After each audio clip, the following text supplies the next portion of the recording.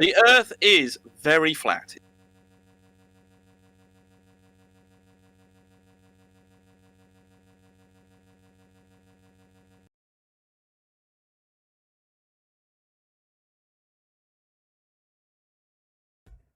Sound check. There we go. We got it now.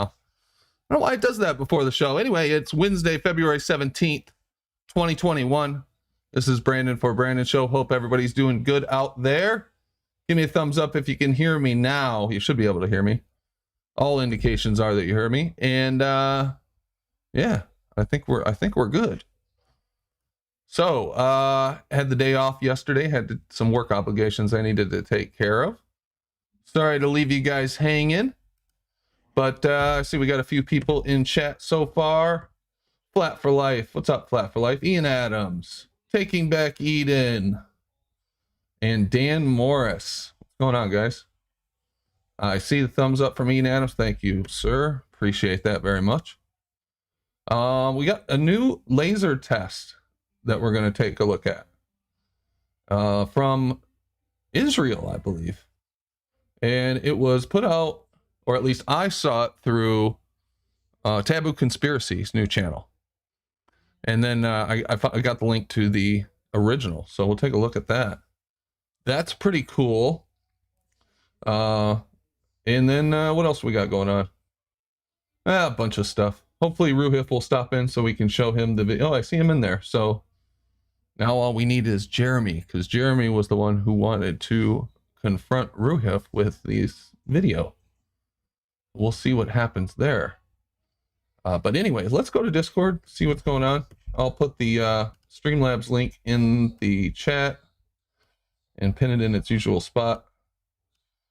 And you guys know that you're free to join the Discord.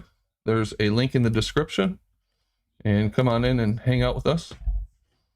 Always welcome, or come on in and kick it around with the professional globe trolls who hang in there. Come on in. All right, let's go see what's going on in Discord. I put the money down first. I said, I'll bet you $500 you can't do it. I said, you can log all of the data you want. I said, but you've got to have a physical measurement. And then he came back and raised, as opposed to an optical one. Jose's channel started today with. Hold on, Mark. Hold on. Sorry. Forgive me. It's all right. And then George came back and he said, I raise you 50. No, he said, I raise you 2,700. So he made the bet to 5,300. But he's going to do reciprocal zenith angle shots, right? I don't know what he's going to do. Well, that's how I would do it. No, is that invalid somehow? Yeah, it's not a physical measurement. Yeah, that's right. Okay. It's invalid.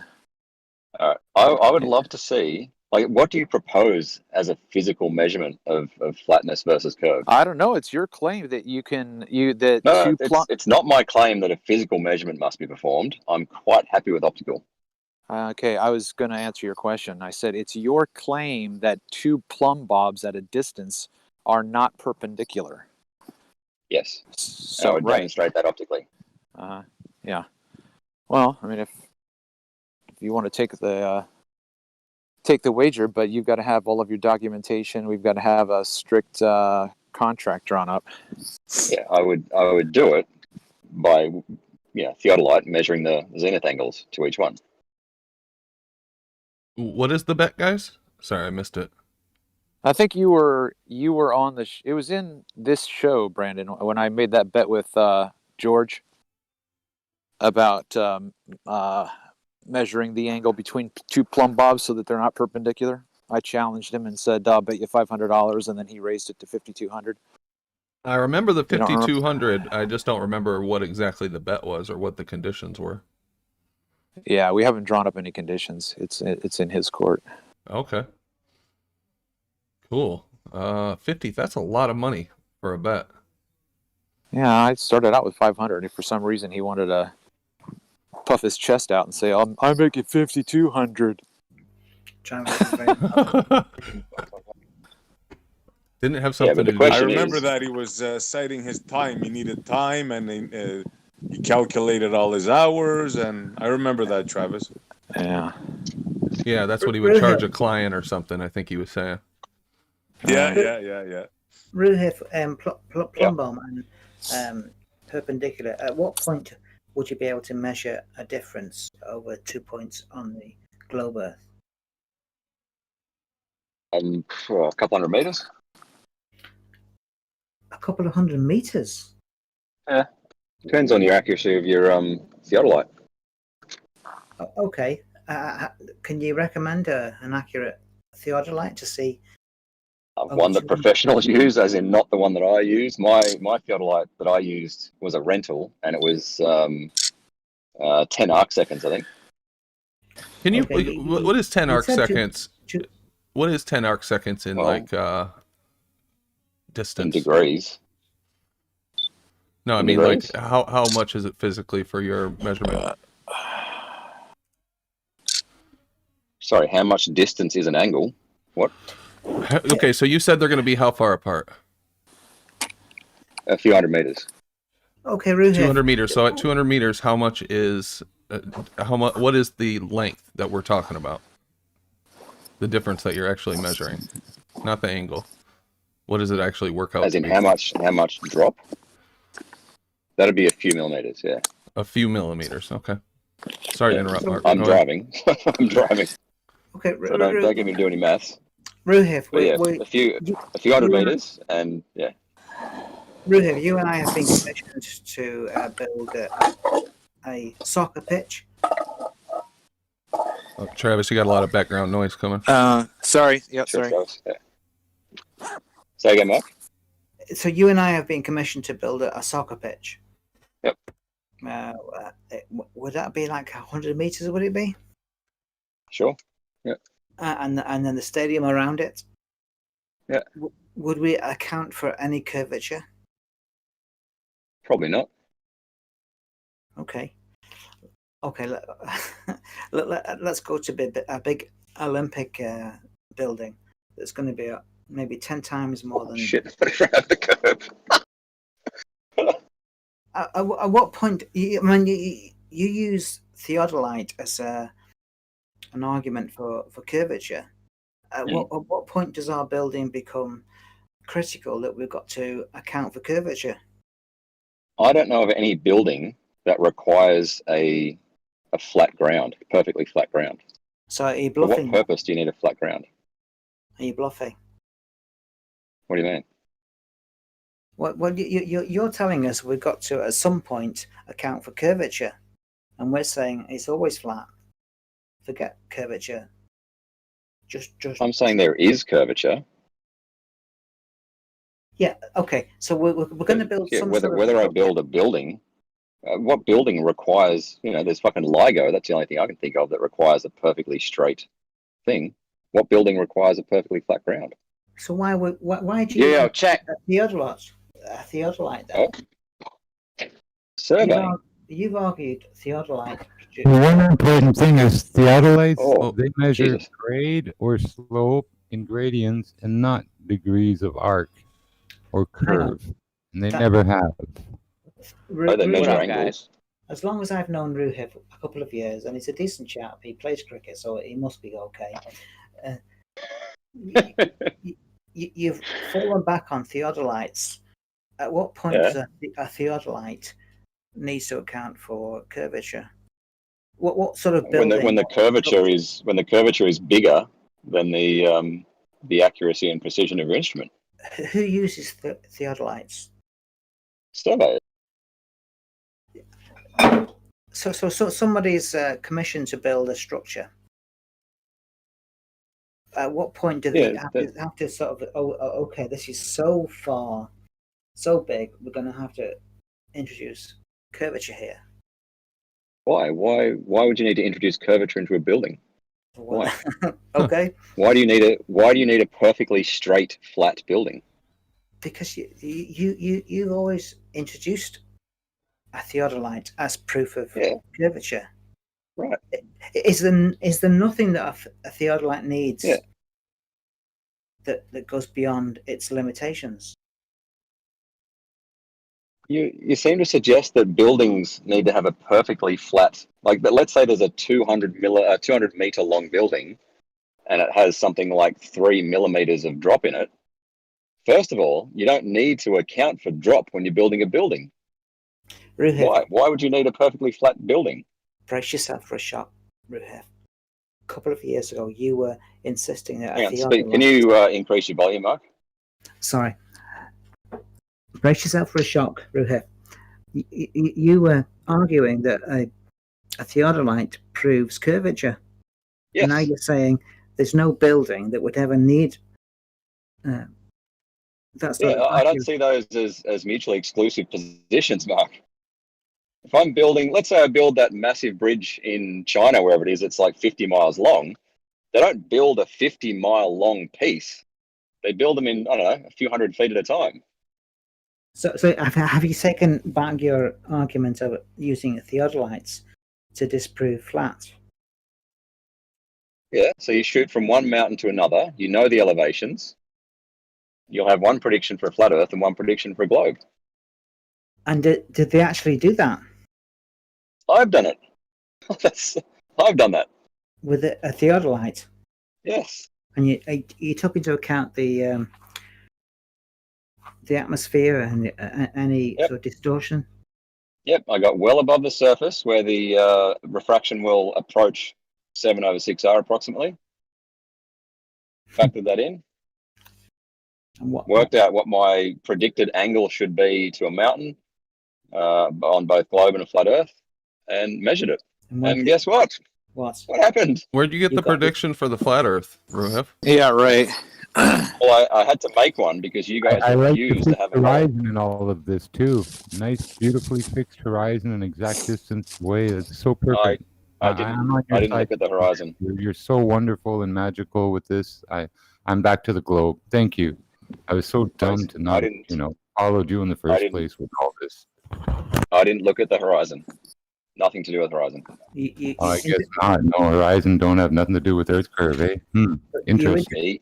You introduced the R value in your prediction. Yeah, for me to test my hypothesis, Mark, for me to test my hypothesis that the Earth is a globe, I need to presume first that the Earth is a globe. In the same way, to test a flat Earth, I need to presume that the Earth is flat. And your bridge worked out okay for you, did it? You don't need to take into account curvature for a bridge. It's not made in a 50-mile single piece. It's made in short sections. Right, and you don't get a curve by attaching straight lines to each other either. Ruhev, how did you verify? Hold on. How did you verify the conditions for 7/6R at the elevation you were? Weather balloon data.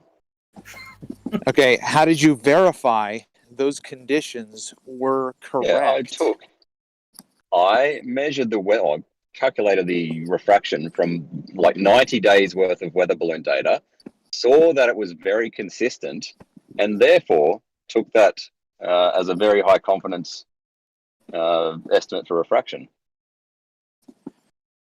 And you have all of this in a presentation? Well, it's in a video. It's a 20-minute long video, though. Yeah, but all your data's there? Not the refraction stuff. That's separate. Where is that? Where is that X? Okay, so what's your video called? What's it called? Hang on. I've stopped at light, so I can have a look now. Hold on. Yo, my bad, guys. I'm here now. I got lost in Jose's fucking nonsense. What up, Jeremy? Well, while Ruhev's looking for that, why don't I say hello to everybody real quick? We've got Jeremy. It's the GOD, Genius on Drugs. Genius on Drugs, I like that. All right, so I found the video. It's called J. Tolan Media 1, Epic Gravity Done Properly. That was your video?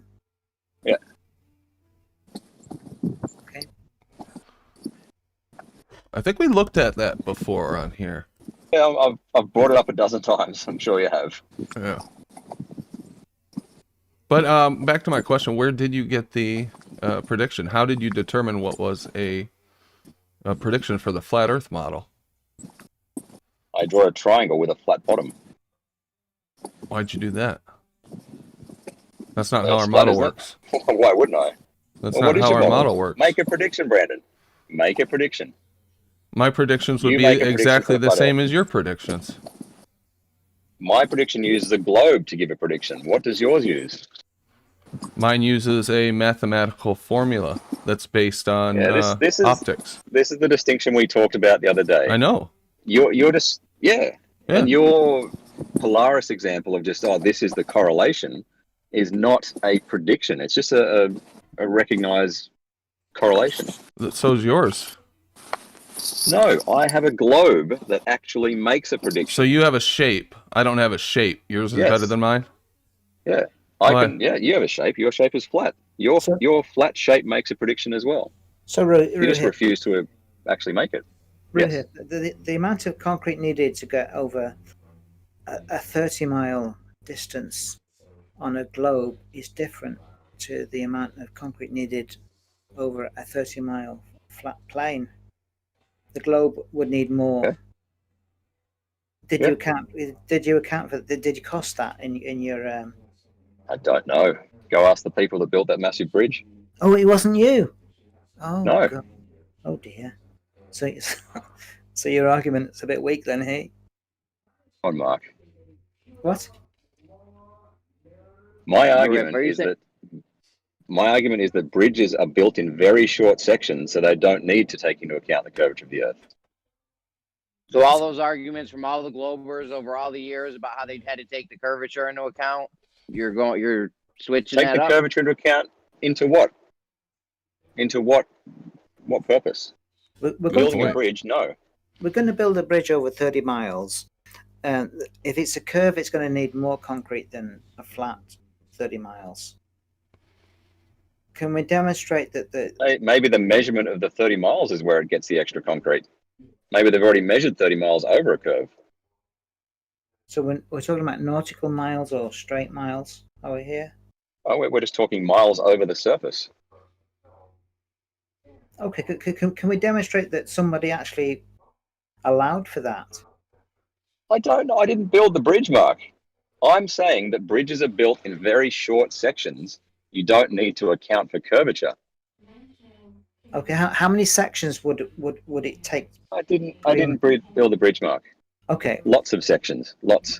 Many sections. Okay, so yes. One section costs, I don't know, $1 million. Sure. And over a curve of 30 miles, did it cost $1 million, Mark? Did you build a bridge? Did it cost $1 million? That's what you sound like. Okay. A motorway over a certain distance costs 1 million miles per hour. Sorry, 1 million miles. $1 per mile. Per mile, yeah. Okay, so if it's going over a curve of 30 miles or a straight line of maybe 27 miles, then the costing is going to be quite different. Sure.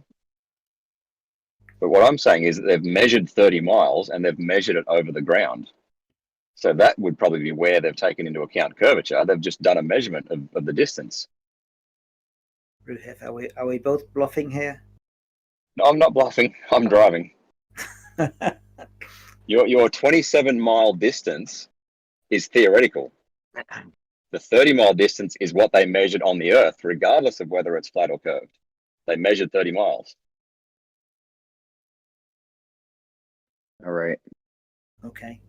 So essentially, sounds like the bottom line is they don't have to take any curvature into account when they build anything, except for LIGO, which they didn't take the curvature into account. They just made it straight. That's all they did with LIGO, section by section.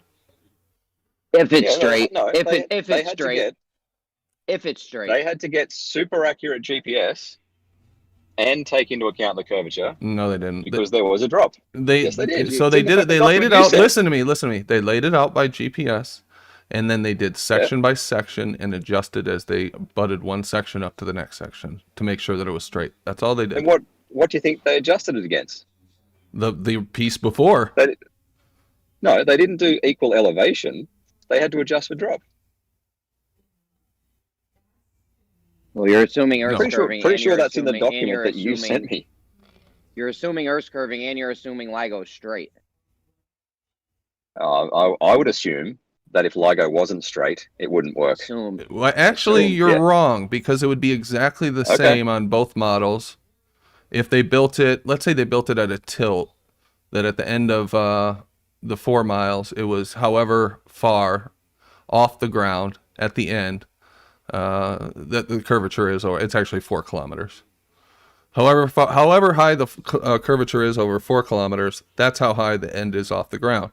So you're going to have a straight, long pipe that's not level, right? If it was a flat Earth, you'd have a straight, long pipe that's not level. And on a curved Earth, you do the same exact thing, and it would be a straight, long pipe, and it wouldn't be level.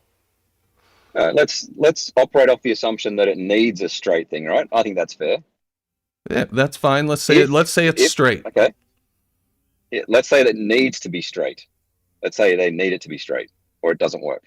Okay. Right? Okay. If they took into account curvature in its construction, so their GPS coordinates accounted for the drop, that's pretty good proof, right? No, it's not, because they butted one section up to the next section. They started with section 1, then they brought in section 2. Sure. And they butted that section up to section 1 and adjusted it as required. The adjustments needed over 4 kilometers, whether or not you're taking curvature into account, are so minuscule. But the GPS elevations will be different. If we can't You'll build have a straight different elevation in line, the middle towards the end. you would on both models. If you did that on a flat Earth and said, okay, at the end we need to be... No, on a flat Earth, you'd have a bent tube. No. Yeah, if you've got different elevations, if your elevation of the middle of the tube is different to the ends, you've got a curve on a flat Earth. You've got a straight line on a globe. That's a great globe proof. Ruhif, in the game of poker, which wins, a flush or a straight? Flush. I haven't played poker in almost a year. I think we're talking Thanks, past David. each other. I don't want to get past this yet. Because here's what I'm talking about. I'm going to share my screen. I'll draw my diagram, and you might be right. We'll see. So you've got LIGO. We'll just say this is the 4 kilometer tube, right? And here's the center. I'm driving, sure. Okay. Well, here's the center building. Here's your 4 kilometer tube. And this is a flat Earth. So the tube is above the ground, and they built it straight, but they built the tube, however far off the ground down here, right? So it's unlevel. And they did it on a ball Earth, like this. Let's say this is the ball. And they built the thing. It's not the greatest diagram in the world, but it's not rumpus bad yet. All right. So they built it. They built it straight, like this, off the ground. Right. So this one's going to be unlevel and straight and above the ground, the same distance as this one's going to be. The one on the flat Earth is going to be unlevel, straight, and off the ground. I can't see your diagram. My point is simple. If you're in a flat Earth and you have the pipe at an equal elevation above the ground, it will be straight.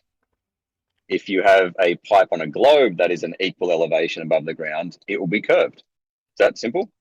No, it's not that simple, because in Brandon's diagram, not simple. because in Brandon's diagram, he doesn't have an equal elevation off the ground, and it's still a straight pipe. Yeah. On a flat Earth or a globe? How is it straight if it's not equal elevation? It's straight on both of them, dude. You got an imagination it's built at an angle. barrier. What? They assumed curvature, so they built it at an angle. No, it's either curved. It's not a straight thing on an angle. It's either curved or it's straight. Ruif, how much longer do we have with you tonight? I'm just curious. 10, 20 minutes, a half an hour? Probably 20 minutes or so. Depends. All right. Depends on traffic. If you want me to go. No, I want you to. I want to get something done before you leave. Anyways, carry on. Okay. I'm not super tied to a schedule, but it's yeah. I can really only say what I've just said. I mean, if you're on a flat Earth and the pipe is at an equal elevation all the way along, that's a straight line. Yeah, but why would it be at an equal elevation? To make it straight on a flat Earth. You can On a have globe, you have to change the elevation. you can have it unlevel, and it'd still be straight. Yes, you're talking about an angle, right? Yeah, yeah. You're talking about going uphill or downhill or something. Yeah, right. That's fine. Right. Yeah, that's fine. But let's say we're parallel to the ground. Okay. So on a globe, the if you want a straight line on a globe, then there has to be different elevations. Like the middle of the pipe has to be at a lower elevation than the ends. The middle of the pipe has to be lower elevation than the ends. Yeah, you're talking about at the very middle at kilometer 0 is going to be lower elevation than kilometer 4. In the middle. Why would in the middle it be? Well, you can start it at 0 if you want that'll work. So you're saying they built it like this? Fine, that'll work. They made a tangent? Is that what you think? I would think they made a tangent rather than sort of dropping. I don't know. Maybe they did. I thought they made it level. Doesn't matter. It works. Works the same way. It's fine. Well, if it starts here in the middle and it goes out straight, yeah, I guess they could make a tangent, right? That would pretty much that'd make it pretty complicated, but yeah, either way works. But that's therefore, if these GPS elevations are accurate, you could measure that, and that's a good globe proof. Sorry, in a tunnel now. No, it's not a good globe proof. That's what my point was. Because you could make the same straight line on a flat Earth, and it'd be unequal elevations. The elevations would be unequal, just like on a globe. No.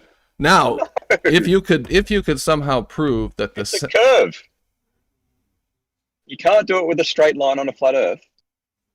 Well, do you have any measurements of the LIGO arm being different altitudes at the beginning, middle, and the end, so that the middle is the lowest elevation? Pretty sure it's in the document you sent me.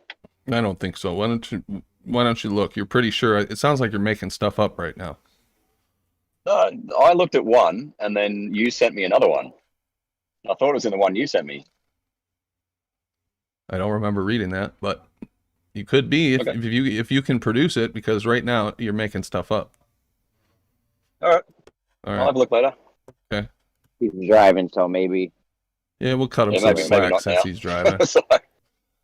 But he can listen to the clip though. He could listen to the clip, yeah. Yeah, we got something for you, Ruhif. All right. You want to play it, Jeremy, or are you? Oh, I don't. I'm on a cell phone. I don't even know how this works. You do it. Hold on, give me a minute.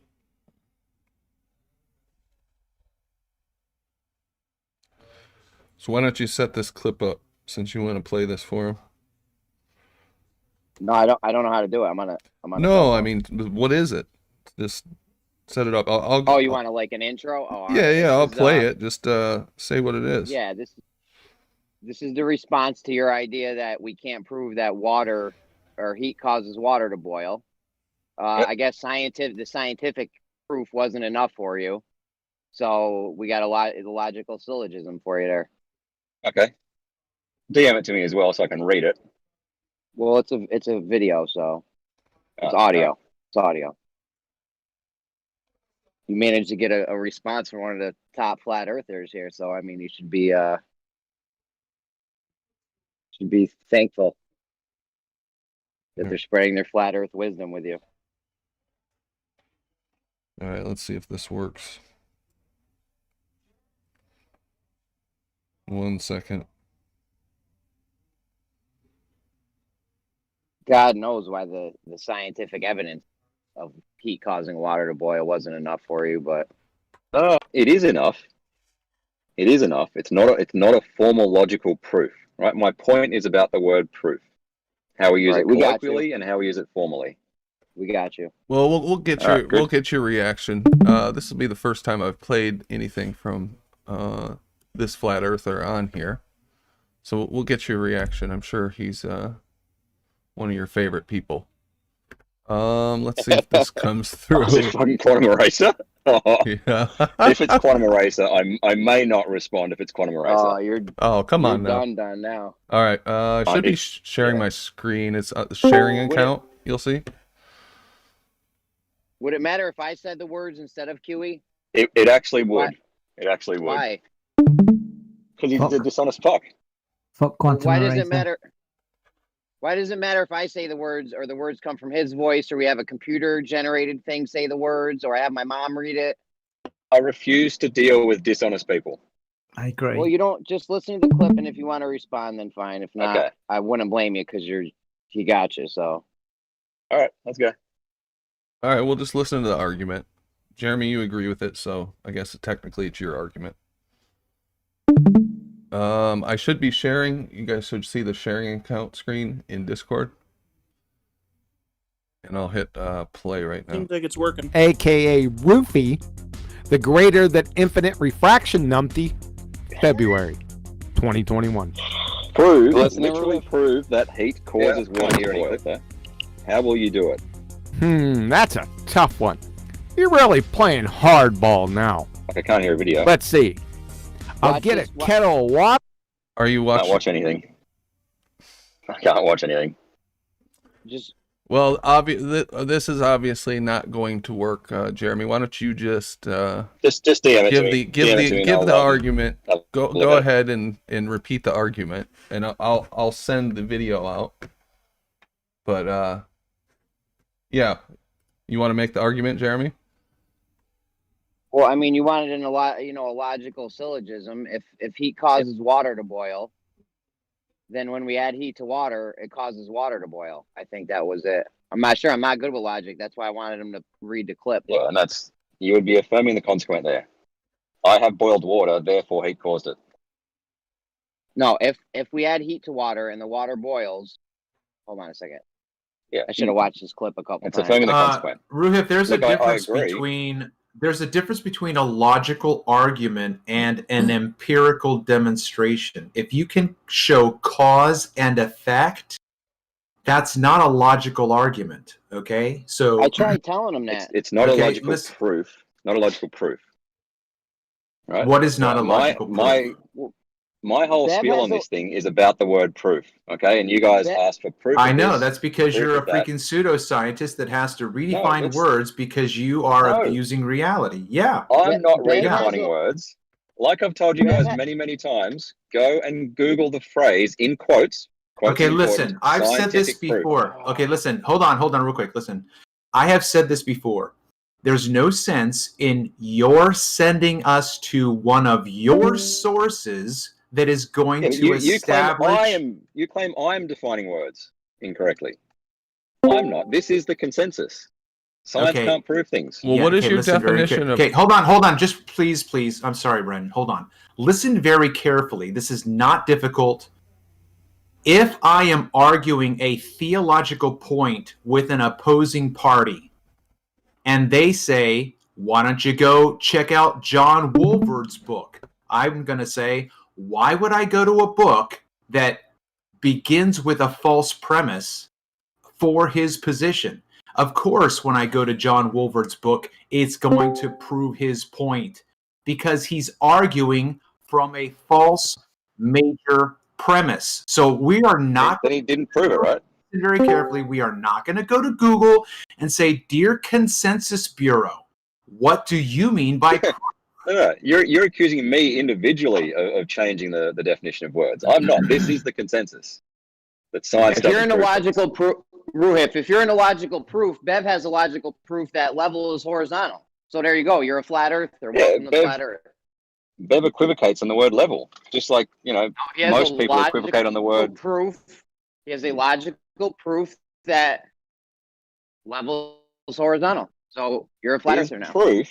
His proof consists of the word level being equivocated upon, meaning both horizontal and following whatever the terrain determines, And his second proof does not demonstrate, asserts that water levels give you a horizontal.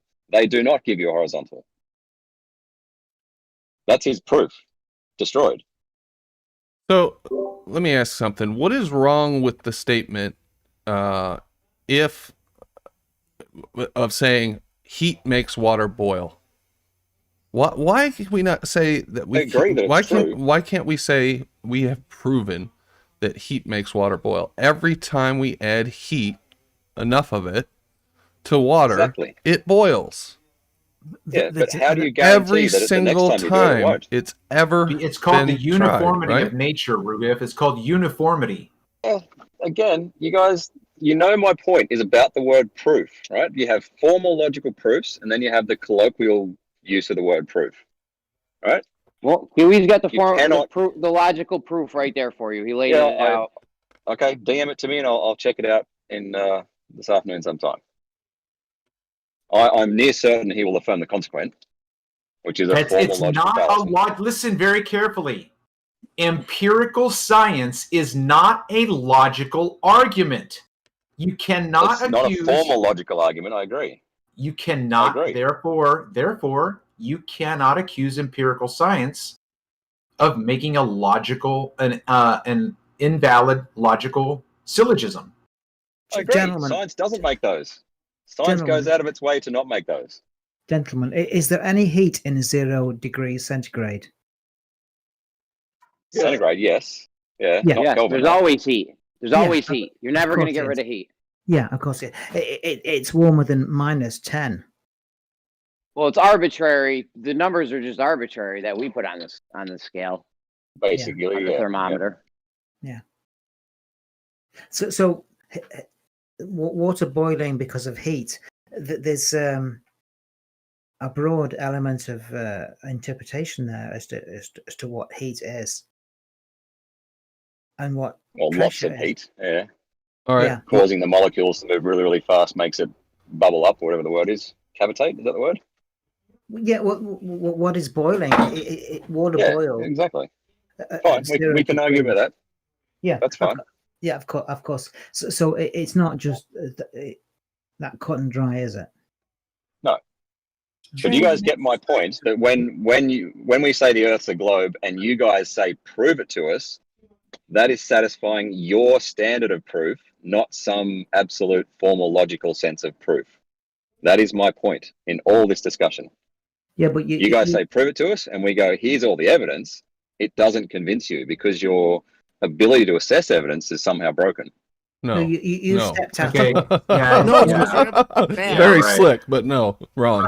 Right. It's a good story that you tell yourself. That's why you're flat earthers. That is why you guys are flat earthers. No, it's not. Because your ability to assess And we evidence can is broken. change the meaning of level. Okay, listen, Good Ruhib, morning, my love. listen. We could say the same thing about you with your science. It's a result of your inability to do X, Y, or Z. Okay, all that is a claim. So you still haven't proven anything. Just simply because you say it's due to our inability. Okay, prove it now. Go ahead, prove it. Hold on, I got this, guys. This Ready? whole conversation is about the word proof. Is that Hold you on. guys have this ridiculous standard Okay. of proof. So I'm sorry, Hold on a God. second. I'm sorry, G to the O to the D. Ruhif. Fucking truck broken down in front of me now. Okay, so that means you got more time. Okay, listen. Oh, he's moving now. It's all right. Would you then agree then that we would have to come to a consensus on the definition of prove? Probably not. I mean, there is the formal logical. So if we can't come to an agreement on, because you're saying we're arguing over what prove is, how would No, we? we're arguing over a standard of evidence.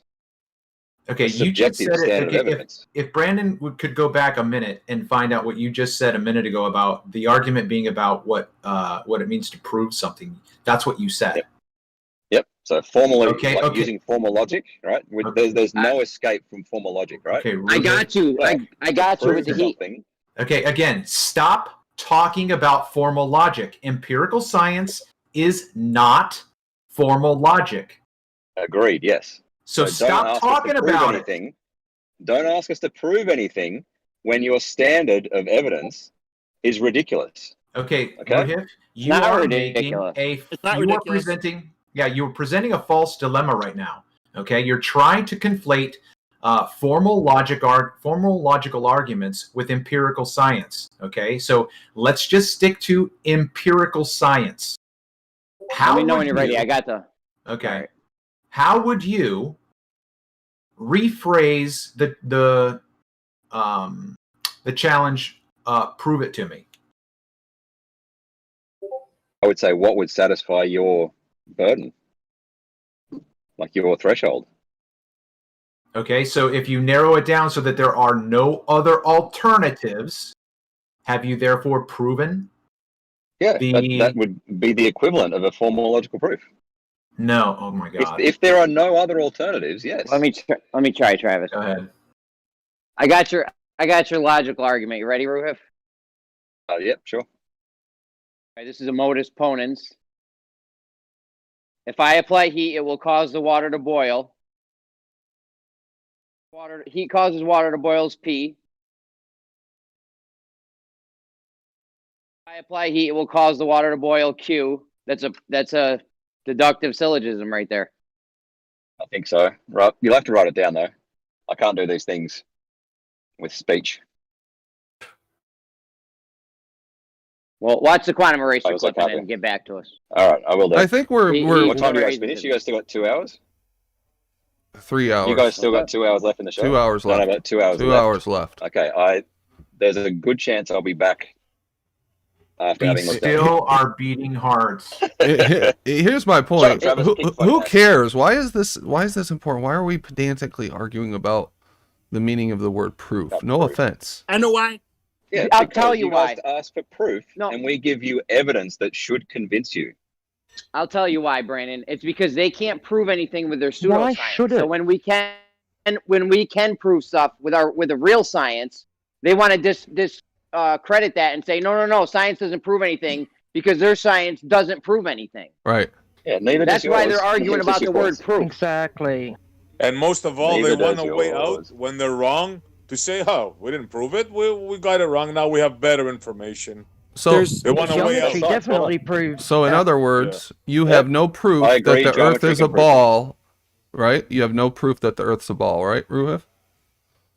Formal logical proof, no. Colloquial use of the word, yes. You have evidence. It should reach your threshold. Your threshold is broken. Who says it should? No, Who I says it have the should reach our threshold? Because you're He says inconsistent. it should. No. Okay. Again, You Ruhit, can't prove that. you now have a claim that you have to, prove. Okay. You now have a claim that you have to prove. Okay. Listen, I have presented the alternative explanation to the interpretation that an observation of a boat going into the distance disappears bottom up because of Earth curve. I have presented without challenge heretofore an alternative explanation. So therefore, your hypothesis is invalid. All your observations are explained by inferior mirages hiding stuff. So get above the surface, like I keep telling you, get rid of inferior mirages, and then see what happens. So not Earth curve. Okay, Yes, again, Ruhif, when your side stops appealing to observations made at ground level, I'll follow your advice. Okay? This is actually quite unfortunate for you guys, in that observations at ground level cannot prove a flat Earth. They can only prove globe if there's no miraging and shit. That's unfortunate. That's not true. Okay, you're not listening. You're not What an listening. absolute load of nonsense through Yeah, here. Then My explain, goodness. explain why things disappear when there's Listen no very inferior carefully, mirage. Ruhif. Listen very carefully. My alternative explanation. I'm being fair, saying get above the surface, because Okay, I can use you have no refraction proof that that's close to the necessary. surface. You have no proof that that is necessary. It You have levels the not playing field. proven, you have not provided any evidence that that is necessary. Listen very carefully again. My alternative explanation includes all refraction phenomena. phenomena. Which one of those means, hides things listen from the very bottom? carefully, please. Stop talking. Okay? Which Listen. one hides from the bottom? Listen Which of those very phenomena carefully. hide things from Stop the bottom? talking, Ruhif. You're just Kick your ass, Travis. spiraling, Ruhif. The class Let's try of a triggering page. the class of refraction phenomena include both mirage and those phenomena without mirage. Okay?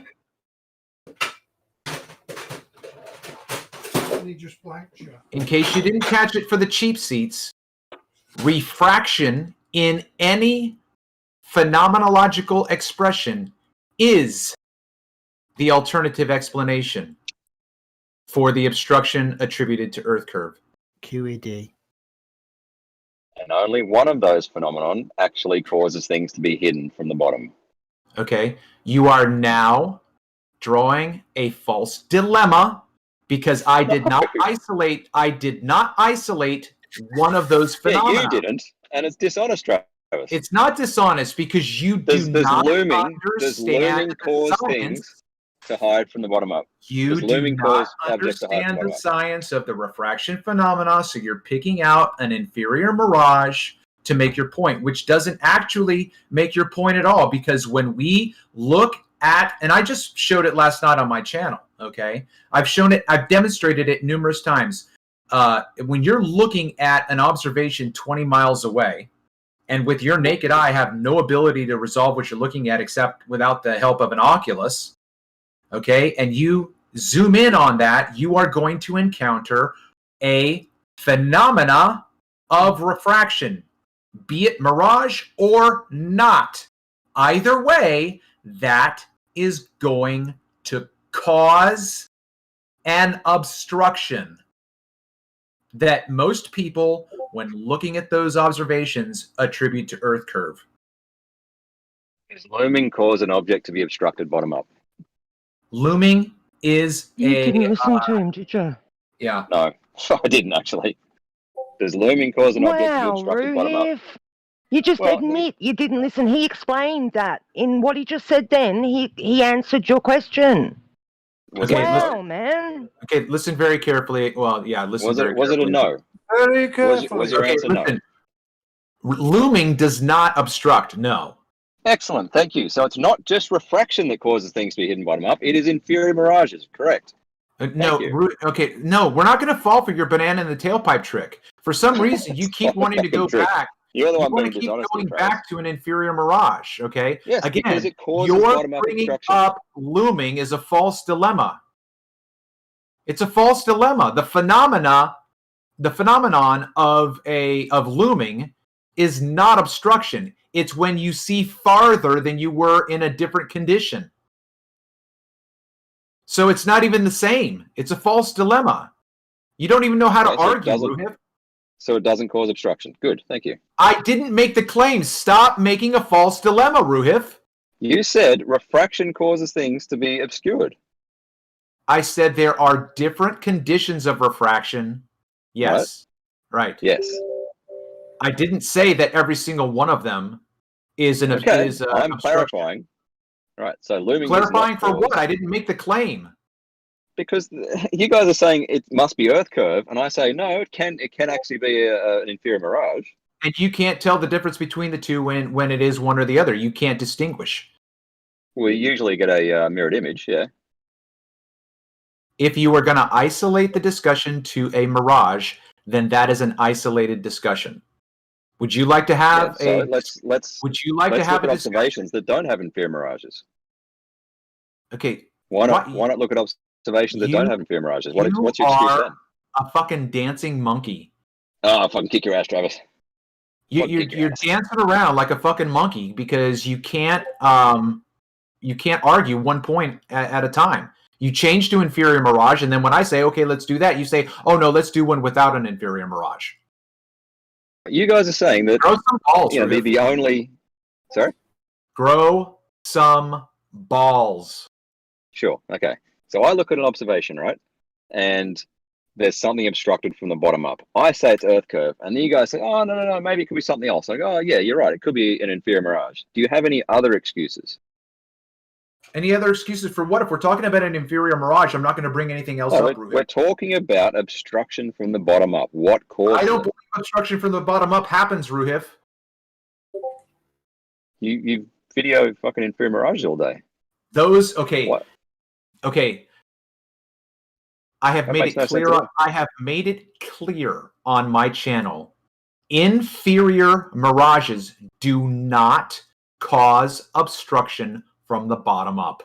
And I've demonstrated it on my channel over and over and over and over and over. Somebody stop me. And over again.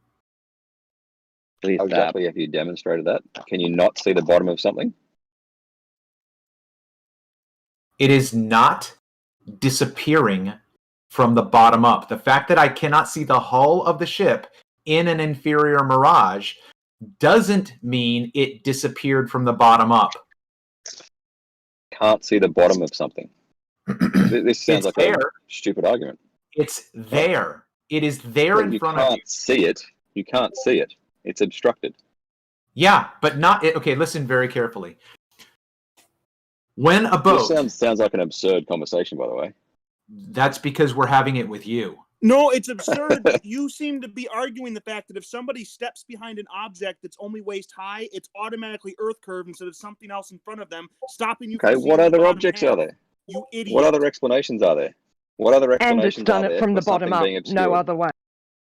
Yeah, what other explanations are there for something being obscured from the bottom up? I have Go. to assume you're being dishonest Something at this is point. If obscuring this it, that's far why. into the whole discussion after all these years, you still think that there's no way things can be obstructed from the bottom up. And the acute explanation is Earth curve and angle will inferior make mirage. things. The acute angle will make things be obstructed. We know this. No, it doesn't. That's your ridiculous Put your misunderstanding eyeball of down to a mathematics. chessboard. Put your Yeah, eyeball down we to a had this chessboard. Tell me if you can conversation. see the last square. This is why we don't you were look the one at, that thought- listen, this is why we don't look at things parallel to our line of sight. We Shut look at up. things Or foreground perpendicular to looming. us. What about foreground looming? What is that? Are you serious? You don't know what that is? Proximate looming? Foreground looming? Yes. Oh, this Travis's idea that the front is loomed and the back's not. That's not Travis's idea. yeah. It's a well-known phenomenon. No. Even Rumpus acknowledges it. I would have to do some maths on that. Why That would you sounds need to pretty do ridiculous maths? to We hide have behind. observations of it. No, the ones that you see Earth curve and goes approximately looming. No, doing you a formula. dumbass. They change what we see in reality with math, just like they do with the diverging sun rays. They use a math equation to change what we see in reality to something else. You're in fucking denial, Ruhif. You really are. Come on, champ. You're a flat earther, Brandon. Come on. Dude, you are in fucking denial. Yeah, you're insane, Ruhif. That insult doesn't work anymore, Ruhif. We are proud of what we I have know it found doesn't. out. I know. We I are know. proud to know these things that we know now. It's not an insult.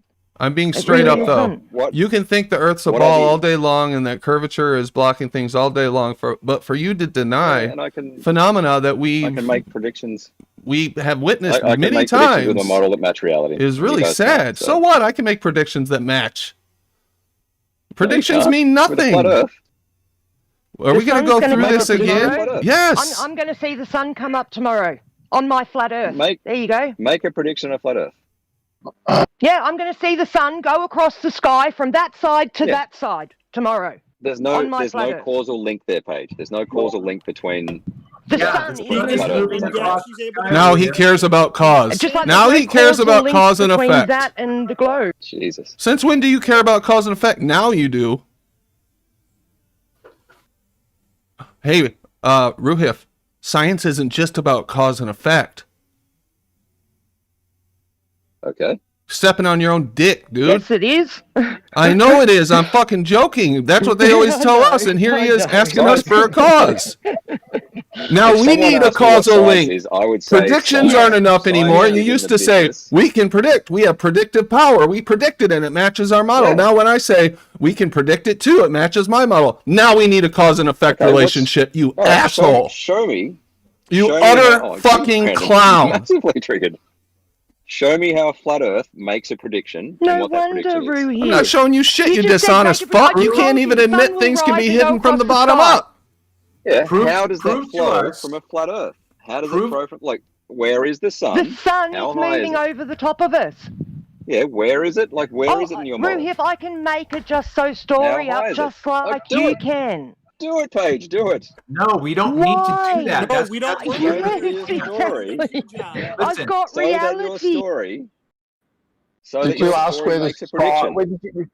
Did you just ask where the sun is, Ruhif? It's in the fucking sky. Yeah. donkey. How far away Well, is it? why How you big ask is where it? it was? Well, It's in the if you sky, ask mate. me where it is, you ask me where it is, I say it's 93 million. Why do you miles need away, to right? fucking know? That is What are you going to my use model. that information for? How far away the sun is? Yeah. What are you going to do with that? What is that going to impact? Who fucking cares how far away the sun is? Grow your crop. does. All right. What does it impact? Does it help you down the beach when you're fun making? Like, what does it actually help you knowing these numbers? What's it help you predict these numbers? It How gives do me you an always know? accurate What's it model of actually predict? reality. It You gives can- me an accurate can concept click of reality. predict an eclipse. What does predicting an eclipse help you do, Rube? What's Some all people these might signs want to. help you do on your day-to-day life? How does it help you? How does it progress your life one little bit? Knowing any of I'm this. going to give you an argument. I'm going to give you an argument that you guys are going to hate. Right? The fact that you're talking on technology. Technology iPhones and prove the science. globe? You're going to say iPhones Yeah, prove the globe now, please? ludicrous. No, Ruhif. did not say that. We would make all of this facts. technology whether we thought we lived on a ball or not. No, the fact that science Technology makes means predictions. that we need to know how to use a computer. We have to know when an eclipse is going to be or how far the sun You see away how is. ludicrous their arguments are getting? No, listen, The his fact- argument. Listen, his The fact argument. that science makes predictions Listen, his makes argument technology is, possible. His argument is Discord works, therefore the scientific evidence for the heliocentric model is true. That was not the question. Don't be a dishonest prick. All right. The fact that science makes That's predictions pretty much what you're makes saying. No, it is not what I said. Yes, it is. You're just going to say it again right now. You're going to say it again right The now. fact that science, yes. The fact that science makes predictions Just makes yes to what I technology. said. He just said yes. No, I Makes didn't say technology that. And then he possible. goes, yes, I am going to say that again. To what I What the said you were going to say. No, listen. What the is fact going that on science, with these people? Honestly. If I can't speak, you'll have no one to fight against, Paige. Oh no. All right. Well, Oh, in that fairness, is what I Ruhif, am trying to have happen, This isn't really a Ruhif, fight. for all you guys to stop fighting against us. Well, become a god, in and then we'll be fairness, happy Ruhif, people. you've This come is nowhere. one person making You've absurd come nowhere claims. close to answering my Other question, people Ruhif. disagreeing. You come nowhere close to answering You my said question. you said who cares, right? You said who cares about predictions. No, I said what good. I said what good does knowing these things do us here on Earth? Knowing that the sun is 93 million miles away, or when we can predict an eclipse, or knowing about what good does it do us here on Earth? Thinking that we know any of these things. What progress have we made? Because talking on Discord, Ruhif, has got nothing to do with predicting eclipses or anything of these other things that happen above our heads. So I want to know you what personally progress don't for care. mankind these things No, do that's for not what he us. said, Ruhif. Don't put words into his No, mouth. no, All right. So no. okay. So if I said, I'm asking what progress, what good does it do for mankind knowing these things? It's a very specific question. Yep, we have sent space probes to other planets. And that would not be possible. Is that it? what did we get out of that? Wait, hold on. That's bullshit. What did we get out of that? What have we We've got? landed on the moon. Okay, Well, Ruhif. what have we got? Listen very carefully, Ruhif. He said, what good have we gotten from it? And you're saying we've sent probes to the moon or to other planets. Okay, the question still remains, what good is that? It doesn't matter. Like, it's cool. I don't care. It's cool. Yeah, it does true. matter. Okay. They're spending How billions about- of dollars when they could be How about feeding you get people your who are government to starving tax with that somebody money. else besides people who don't give a shit about science discovery or you space personally discovery? don't give a shit about science. That's fine. No, space. I said space discovery. No, we don't give a fuck Yeah, about I do. space. Yeah. I think it's awesome. you actually I say think the it? idea. Then you go pay for it, Ruhif. And Yeah, stop well, I'm not teaching gonna pay our for your children what fucking- you think is cool. All right, I'm not going to pay for your fucking school then if you're going to be an anti-vaxxer. don't. I don't want you to. I don't want you paying Yeah, for well, anything for me because I But I want have to do to, what right? I want to do in my life. I don't want you having any control over me or my children. We're going back to the private hospital conversation. I'm going to build a hospital, and you guys got to pay me to get in there. Fine. I don't want anything to do with your hospital. Okay, then This is what you guys, you want to force your society on everybody. And not all of us want it. Yeah, I don't know. We don't Some have an people have the option to idea. opt out, though, do we? Some people have this weird idea that if people get sick, they should get help. That's a ridiculous steal, man. I can help myself when I get sick, Ruhif. There are plants grown on the earth that do amazing things for the human body. Yeah, Why would I need to pay for medicine from some doctor who I don't know? They don't know me. Pharmaceuticals. Why can't I grow? Manufactured. Why can't I look after myself? Why am I forced? If you had cancer, Paige, what would you do? Detoxify. Hey, I just want to point out. I wouldn't be Do you going see to this the fucking dance? doctor to have a test to see if I had it. Paige. For the first thing. Paige, do you see this dance that he's taking you on? Do you understand what he's doing? We went from why do predictions matter? What does it matter if you can predict something? To you defending your right to not have needles stuck in your body by the government. This is ridiculous, Ruben. Yeah, especially untested things being forced. What are you, a psychic? But you're saying there's something wrong with people who don't want to have anything to do with your society. There's nothing wrong with me, Ruhif. I just don't like that society. I don't want this modern medicine shit. I want to go back to the way we did it before, where you didn't put toxins into your body. You didn't chemtrail your kids and then have to have medicine to fix them after you've fucked them up with toxins. I'd rather just start from the beginning and not put the toxins in me and my kids to start with. Right.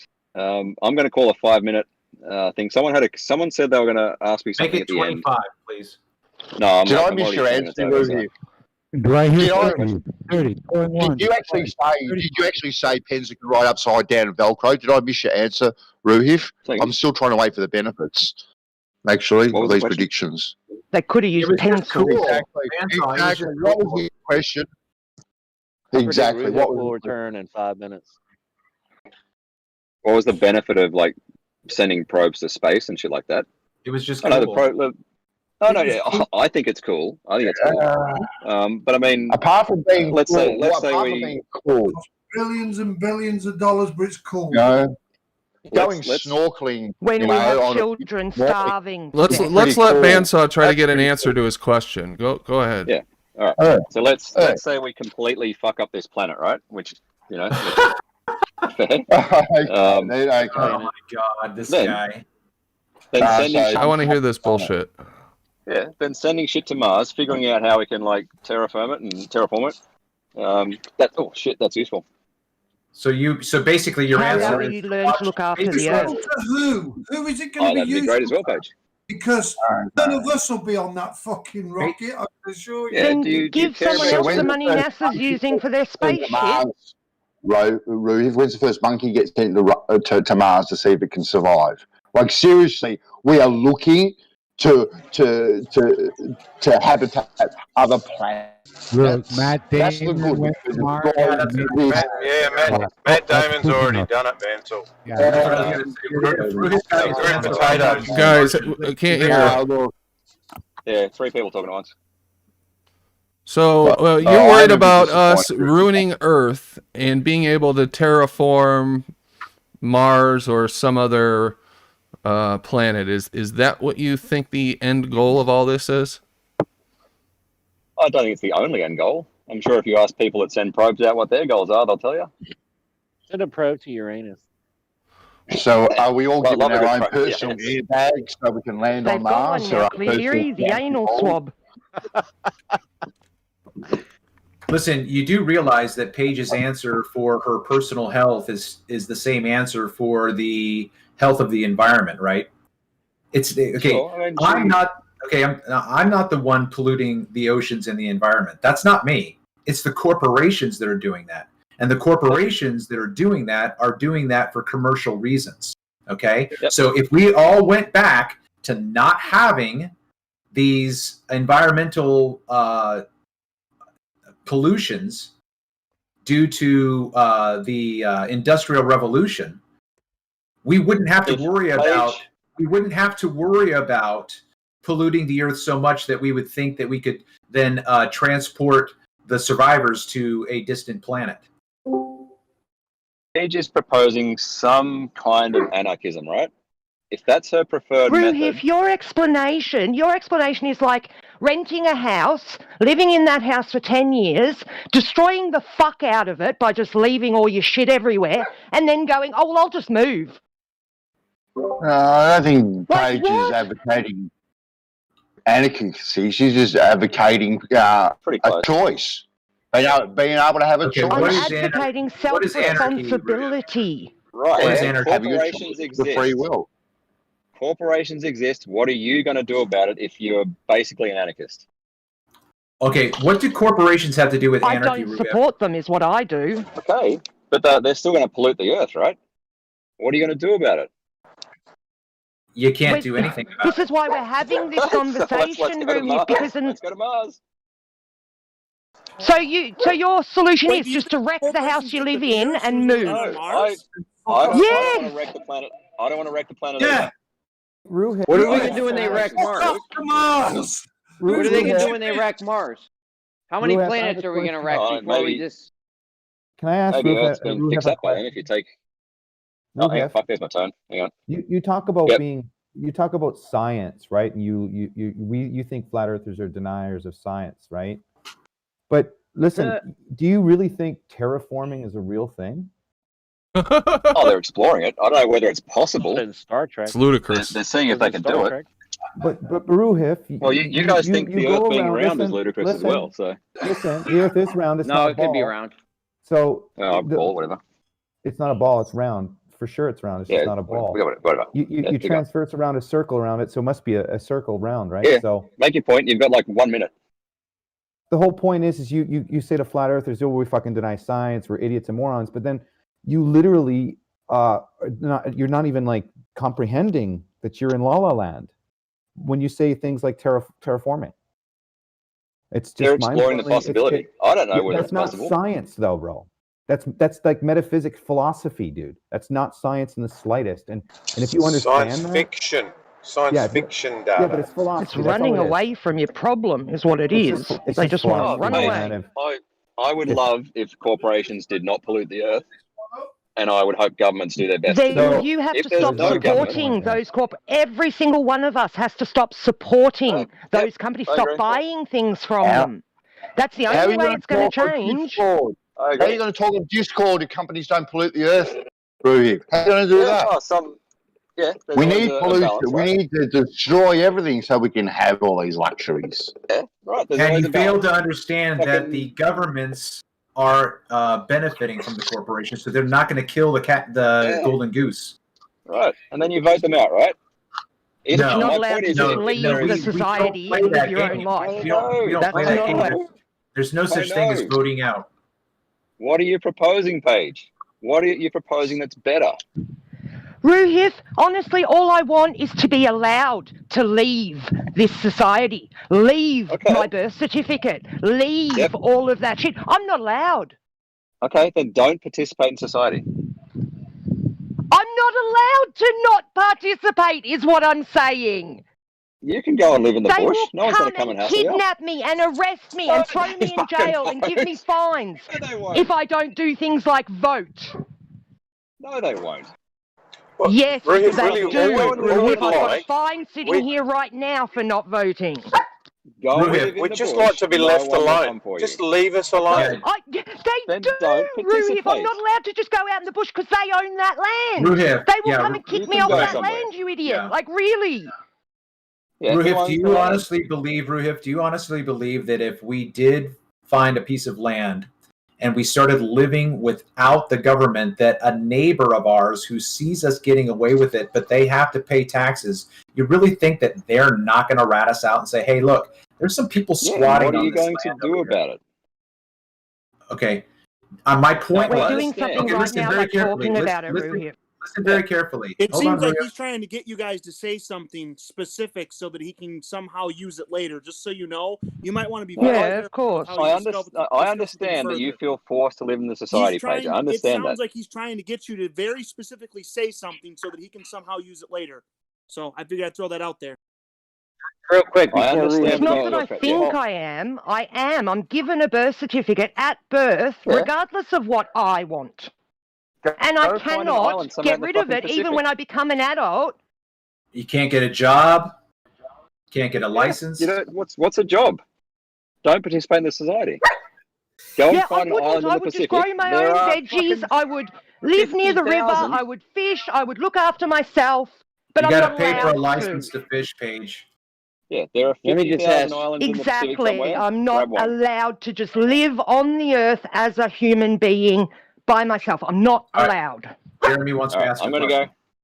go. Oh, Hold on, yeah, make it Ruhif, super real quick. quick. Super quick. Ruhif, real quick. Ruhif. Have we Yeah. ever measured the one-way speed of light? I don't think so. I think it's always been reflected on it. Is that right? All right, thanks, Ruhif.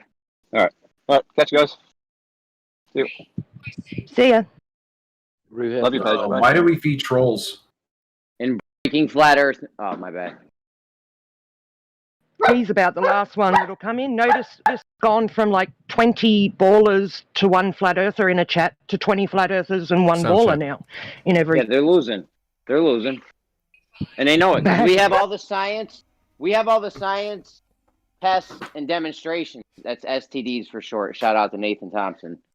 But we have all of that. None of that. Well, STDs. The flat earthers have all the STDs. all he was we gotta get a doing was t-shirt just that says, jerking "I'm us STD around. positive." He just spent an hour jerking us around from subject to subject to subject. Yeah. And breaking flat Earth news though, George Hannatuk, he claims to have measured the one-way speed of light. I mean, he should be getting a Nobel Prize for this any minute, so that's exciting. You guys do the tango well. Or was that the quick step? Something. It was a mosh pit. How can he sit there and say that there's no That's more like it, atmospheric George. phenomena that can block stuff from the bottom up? I mean, it's just straight up denial. That the only thing they that can wanna ever prove block that. the bottom of things Called is a inferior mirage. I'm telling you right now, the acute angle that you're viewing something at will definitely block shit out. You can do it on a chessboard. I mean, that's the most obvious thing that would make something disappear, is the angle at which you're viewing it from. I'm not saying none of that proximal looming and shit doesn't happen, but the more acute of an angle you have to something, that's going to get blocked out. You can do it yourself. Atmosphere is going to block things out at some point too, right? There's other things too, but Yeah, there's quite a few things, and that proximate looming is a real thing, and it is very obvious in some of these pictures. Well, Brandon, let me just ask you for clarification, because proximate looming is my term. So what is it that you're referring to? You should have trademarked it, man. That concept is expressed in science already. What I was referring to was Rumpus has brought it up before, and I can't remember the term that he called it. And I think that you sent me. Yeah, there we go. And I think that you sent me a paper describing. Yeah. I just wanted to clarify, because if I missed something, I wanted to be aware of it. But yeah, the term that the refraction phenomenon is called sinking. And except for the fact, again, this is why the science needs to be rewritten, and this is why I'm taking the time off from work to do this, because this has to be done. And whether or not I do a great job or not, I'm going to do it.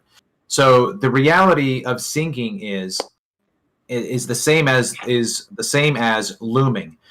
If you look up Andrew Thomas Young and his articles on looming and sinking, he draws an arbitrary diagram with the horizon.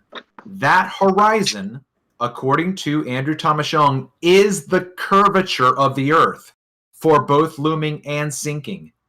And the refraction phenomenon of looming happens beyond the horizon.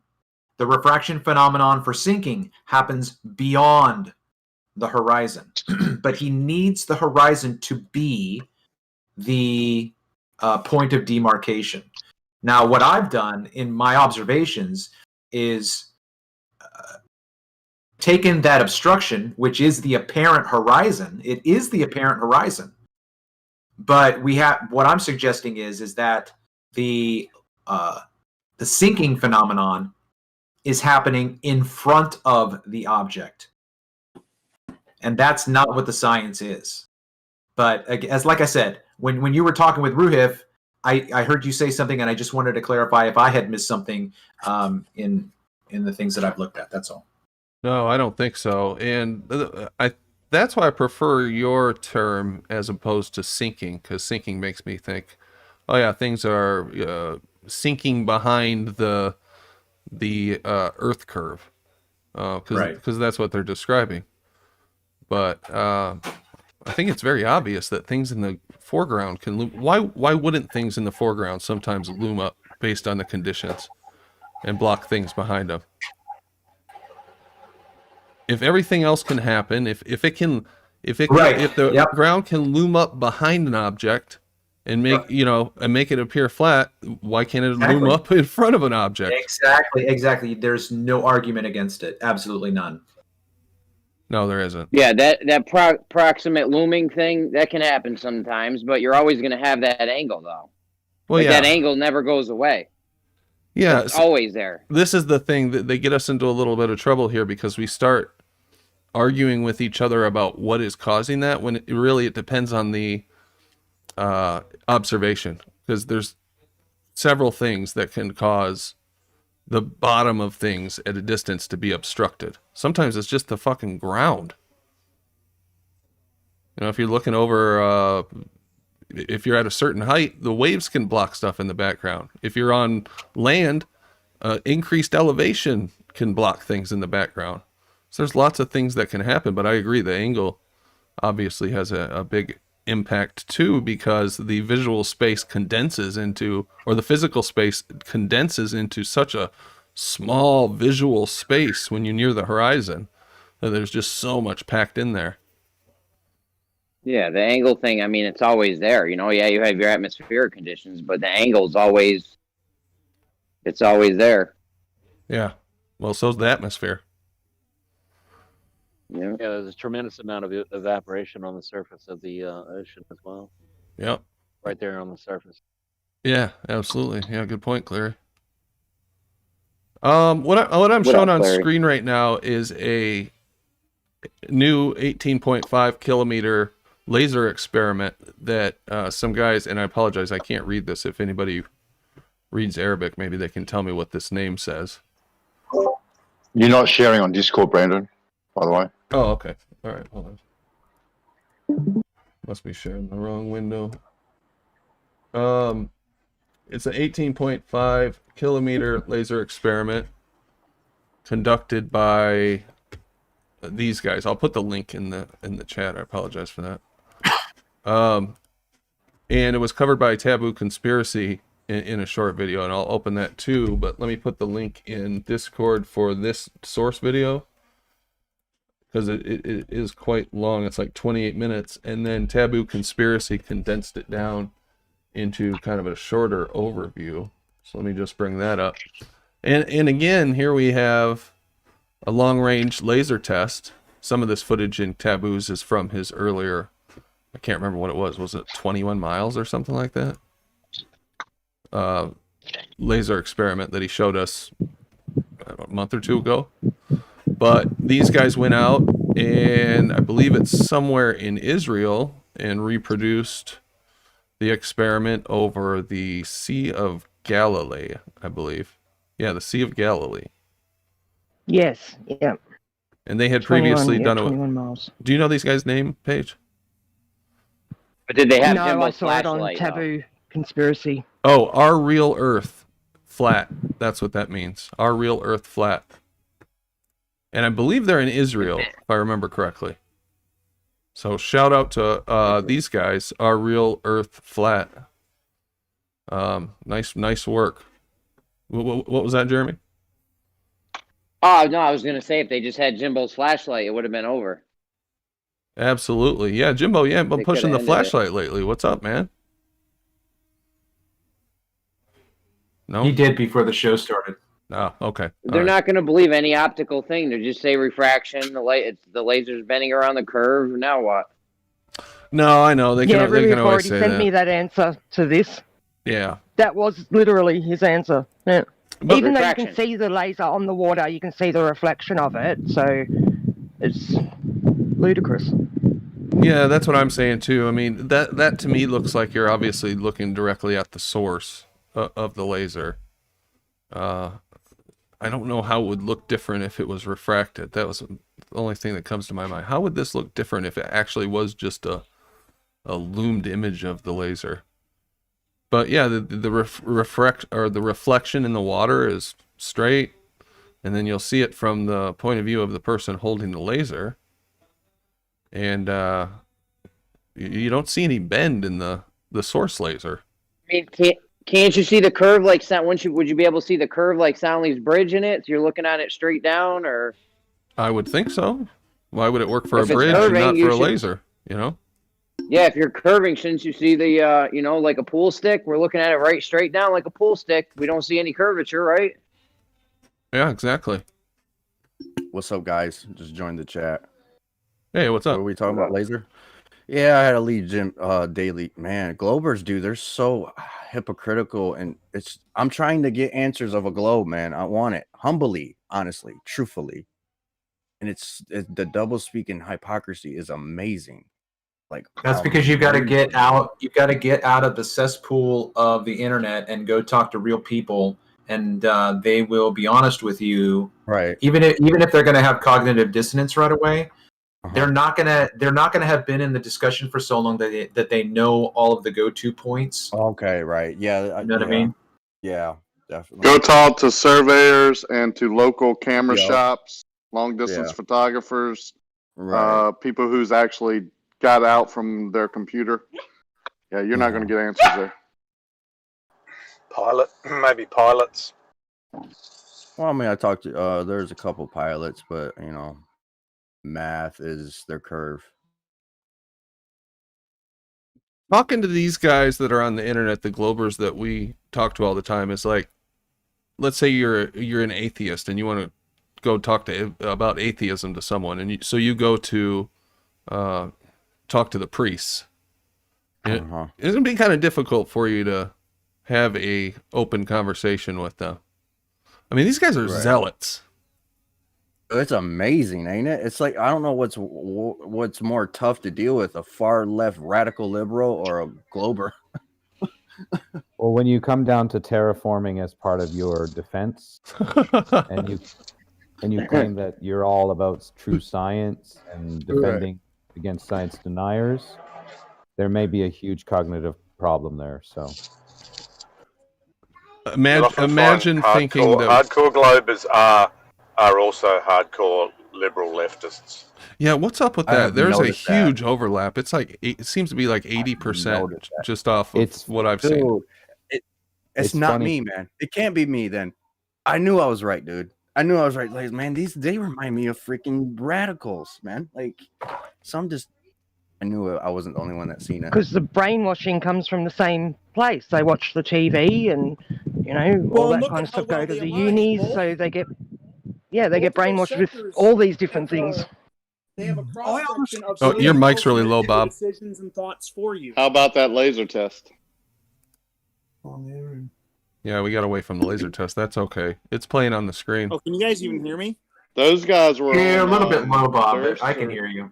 Hey, Brandon, did you see Ben's laser test from 21 miles away? Oh yeah, we talked about that on here for 2 or 3 days. Dude, that's freaking awesome, ain't it, dude? Oh, guess what? Refraction's lifting the light up while shining on the lake. It's Yeah, what was it too? Is my mic low? No, go ahead, Ricky. Nah, you're good, Rocky. Yeah, I got blown out by like 4 people. I thought it might have been my mic. Those guys from Israel were on Durst's channel or another channel. I've heard them, and they presented their laser test and gave all their calculations and stuff. It was pretty cool to hear them. Pretty cool to hear somebody not from your area, from across the flat plain telling their story, which is very similar to ours. So, real good stuff. I hadn't heard wait that. a minute, Mr. Sensible's live. Dude, What am I doing? I can tell you this right now. I can tell you this right now, dude. I have no bias. If the Earth is a globe, it's a globe. If it's flat, it's flat. But I tell you this, you can see character, and I flat earthers to me are much easier to deal with. The thing is, how many more laser tests are we gonna do? 100, 200? Just one more. Gonna keep just one more? No, let's do it again. One more. We'll have it.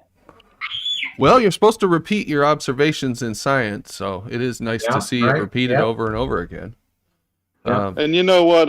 Some people like doing the laser tests. Some people like doing observations with cameras, high zoom, and some people want to, pull a string. Let's all do our part and put it all together. Yeah. And obviously we talk a lot here about doing a physical test and all the difficulties involved with that. Who knows if we'll ever be successful doing that? I'm not trying to discourage anybody because I desperately want us to pull that off. But, I've come to the realization that maybe the most important thing that we'll get out of trying to make this tangible measurement of curvature is that it's literally impossible. We have been trying to come up with a way. We can't even come up with a way until recently that's even close to viable to measure this fucking curvature that's supposed to be everywhere. Yeah. Where is it, dude? Because you're trying to measure curve. Yeah. Yeah. You're trying to measure something that's not there. It's impossible. Hey guys, so I'm new to telescopes. I'm trying to figure out what is the best telescope for like $500, like around that. What would be a good telescope? I don't know much about them. 900. Which one?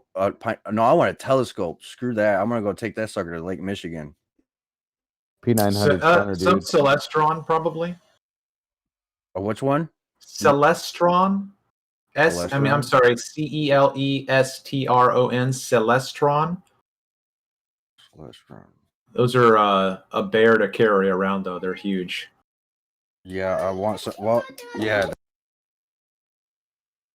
I was looking at getting a telescope there for a while, and I was checking out Craigslist. I think you can pick up a used one. If I knew more about telescopes, I would do it, but I wouldn't know what I was looking for exactly. You could probably check, Don, with Ron Hagberg. He's on YouTube and he's on Facebook. Ron Hagberg, Hagberg. Okay. Yeah, I was looking on YouTube, man, and there's so many. I'll get his channel. I'll DM it to you. If you get involved with your local people, and there's usually places you can rent them from, but if you get involved, people, will go out and do. They thrive to go out and show you what their telescope would do, and you can do tests together if you find some cool people. Right. Yeah, that's true. If you go on Facebook and look in your area for groups, that's a good idea. Oh shoot! As soon as I say I am looking for the curve, they're gonna. No. You'd be surprised how many people are flat earthers in your area too, but you don't have to do that. Yeah, you don't have to go that far yet. Mic check. What's going on, everyone? Hey, what's up, Matrix? You're good. Aaron Armstrong, $2 says, "Do you want Globers to join the panel?" Yeah, well, he must think we were talking too much shit. Maybe we were, but no, yeah, I love all people. I don't have hate for no one. It's just dealing with certain people is different from others. That's what I was listening to Ruhif talk earlier, and he mentioned the thing about going to explore a different planet because we've destroyed this planet, hypothetically, of course. I was just thinking, right? I just got this idea, and see if it follows with you guys, right? They keep saying that we're destroying this planet, but everything that is supposedly destroying this planet, right? Every material came from this Earth. So how is it possible that you take a material from Earth, create something, throw it back in the earth, and all of a sudden, the second time it comes around, mind you, this material came from the earth. All of a sudden, it's destroying the same planet. It doesn't make any sense at all. You guys can research Athabasca and Alberta, Athabasca. There's an open oil pit there that has been they've been seeping oil into the natural water supply for 200 years. No damage to the ecosystem, nothing. Oil is not an enemy of the earth, dude. But that's what I'm saying. You just have to think about it a little bit. You just have to think about it a little bit. Mexico has tons of oil leaks out of the bottom there. Tons. Not from man either. It has pockets of frozen methane gas at the bottom. You know? Right. About that, dude, about oil, actually. I had a thought, you know, how compulsion would work in a vacuum in space. Now, we can't do it on here on Earth because they got containers. They can't match it up. But compulsion, I was using a oil spill of a boat, how it will fill the available volume, but you won't get, the boat doesn't get compulsion from that. It just, you get where I'm getting at? It still pushes, though. It still pushes, you put right? something in a pan of water and then add a little dish soap at the right place, it'll move it to the edge. But that's the surface tension of the water being broken. Point is, that there will always be a push force factor in it, two components coming together. Right, but that's here. Okay, so that's here in on Earth. nature. We exploit rocking actions or rocker motions. Signals are rocker motions. Waves are rocker motions. And in electronics, we have to rectify that rocker motion to a DC, to a one-way current. A direct current instead of usually alternating. You better stop thinking like that. Don't forget you're a thick flat earther.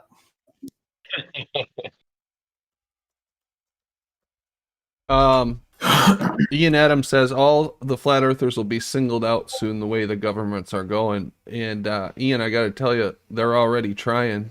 I'm sure you've seen it in not so subtle ways to link us to violence. Nazi groups, violent groups, terrorists, everything under the sun that's bad. Anti-science and dangerous because we're anti-science, all this stuff. Yeah. Wasn't we're anti-pseudo. Wasn't that anti-pseudoscience? To destroy the vaccine or something? Yep, that was a big story. That pharmacist that I didn't get into the details. I don't know if anybody did, but supposedly destroyed a bunch of COVID doses, and he was a flat earther, and that was in all the headlines about him. Yep. Well, here's the You're talking about Mac? The first dose don't protect you. It don't prevent you from spreading it, and you have 2 more doses to get. What's the joke there? Well, Flat Earth Walker got charged $100,000 fine for. Thinking flat earthers with lunatics, aren't they? That's what it's all about. Yeah, that's crazy. Here's the thing. Quantum Eraser, from what I have observed, is he posts the most citations that you can imagine compared to Globers. Yeah, because their own shit goes against, half of their shit goes against what they're saying. They haven't got any citations, that's why. Well, the citations are usually pretty clear too. Except if you let a Glober read them, they want to skip lines, add new words, do whatever, you know. It's They'll just say like, your take. you know, like earlier, with what's his name saying things disappear from the bottom up. Well, if something's so obscured from the bottom up, or is it at the vanishing point? If you want to limit the vocabulary to what's going on, then you're always going to play this game. If you're always going to say, "Oh, it's being obscured," if there's no other word in your vocabulary than obscured at the horizon, then you know you lose. If you're fighting someone that you're fighting with that word. But that's how they manage to trick us. Is the vocabulary that they're using. Yeah, it's that's beyond, why it's I'm worse. saying It's worse than that. definition and expanding the vocabulary It's worse without than it. that. It's worse than that because listen, here's just from an article talking about terraforming Mars. It goes, if it's possible to smash an asteroid such of enormous size into Mars, the energy of the impact would raise the temperature of the planet by 3 degrees Celsius. This is the people that we're dealing with that are telling us that we're not scientific. Well, I mean, George was on it goes on. Hold on. It goes on. The sudden raise in temperature would melt about 1 trillion tons of water, which would be enough water to form a lake. With that with the depth of 1 meter, that could cover a large area of the state of Connecticut. Several of these missions over 50 years would create a temperature climate enough so water would cover 25% of the planet. However, the bombardment by asteroids, each releasing energy equivalent to 70,000 1 megaton hydrogen bombs, would delay human entitlement to the planet for centuries. Right? Like this is what they're It's gobbledygook. So Yeah. what's the Right. point? They're gobbledygooking all over the map, having a this shitting here, match I know, but this baseball here, right now. what I just read, these are the people that will be coming after us, because these people that write this shit get paid to write this stuff. Well, So look, it's the same as Zoom. Listen, it's the same as Zoom. It's the same as Zoom, right? Listen, Zoom. What did Zoom do? Zoom now made a fucking apartment or a city downtown buildings useless. So all those janitors working in there, the secretaries working in there, the dump trucks that went by there are all out of a job because now everybody's using Zoom, right? That's what it's all about, man. Scattergunning.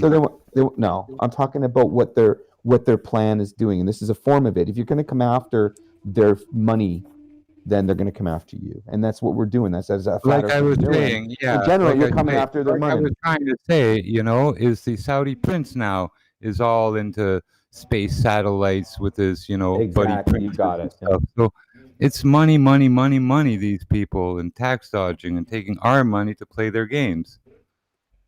So Yeah, right. That's part of the reason. Now, Like, why now the would they? newest in this game is Saudi Arabia.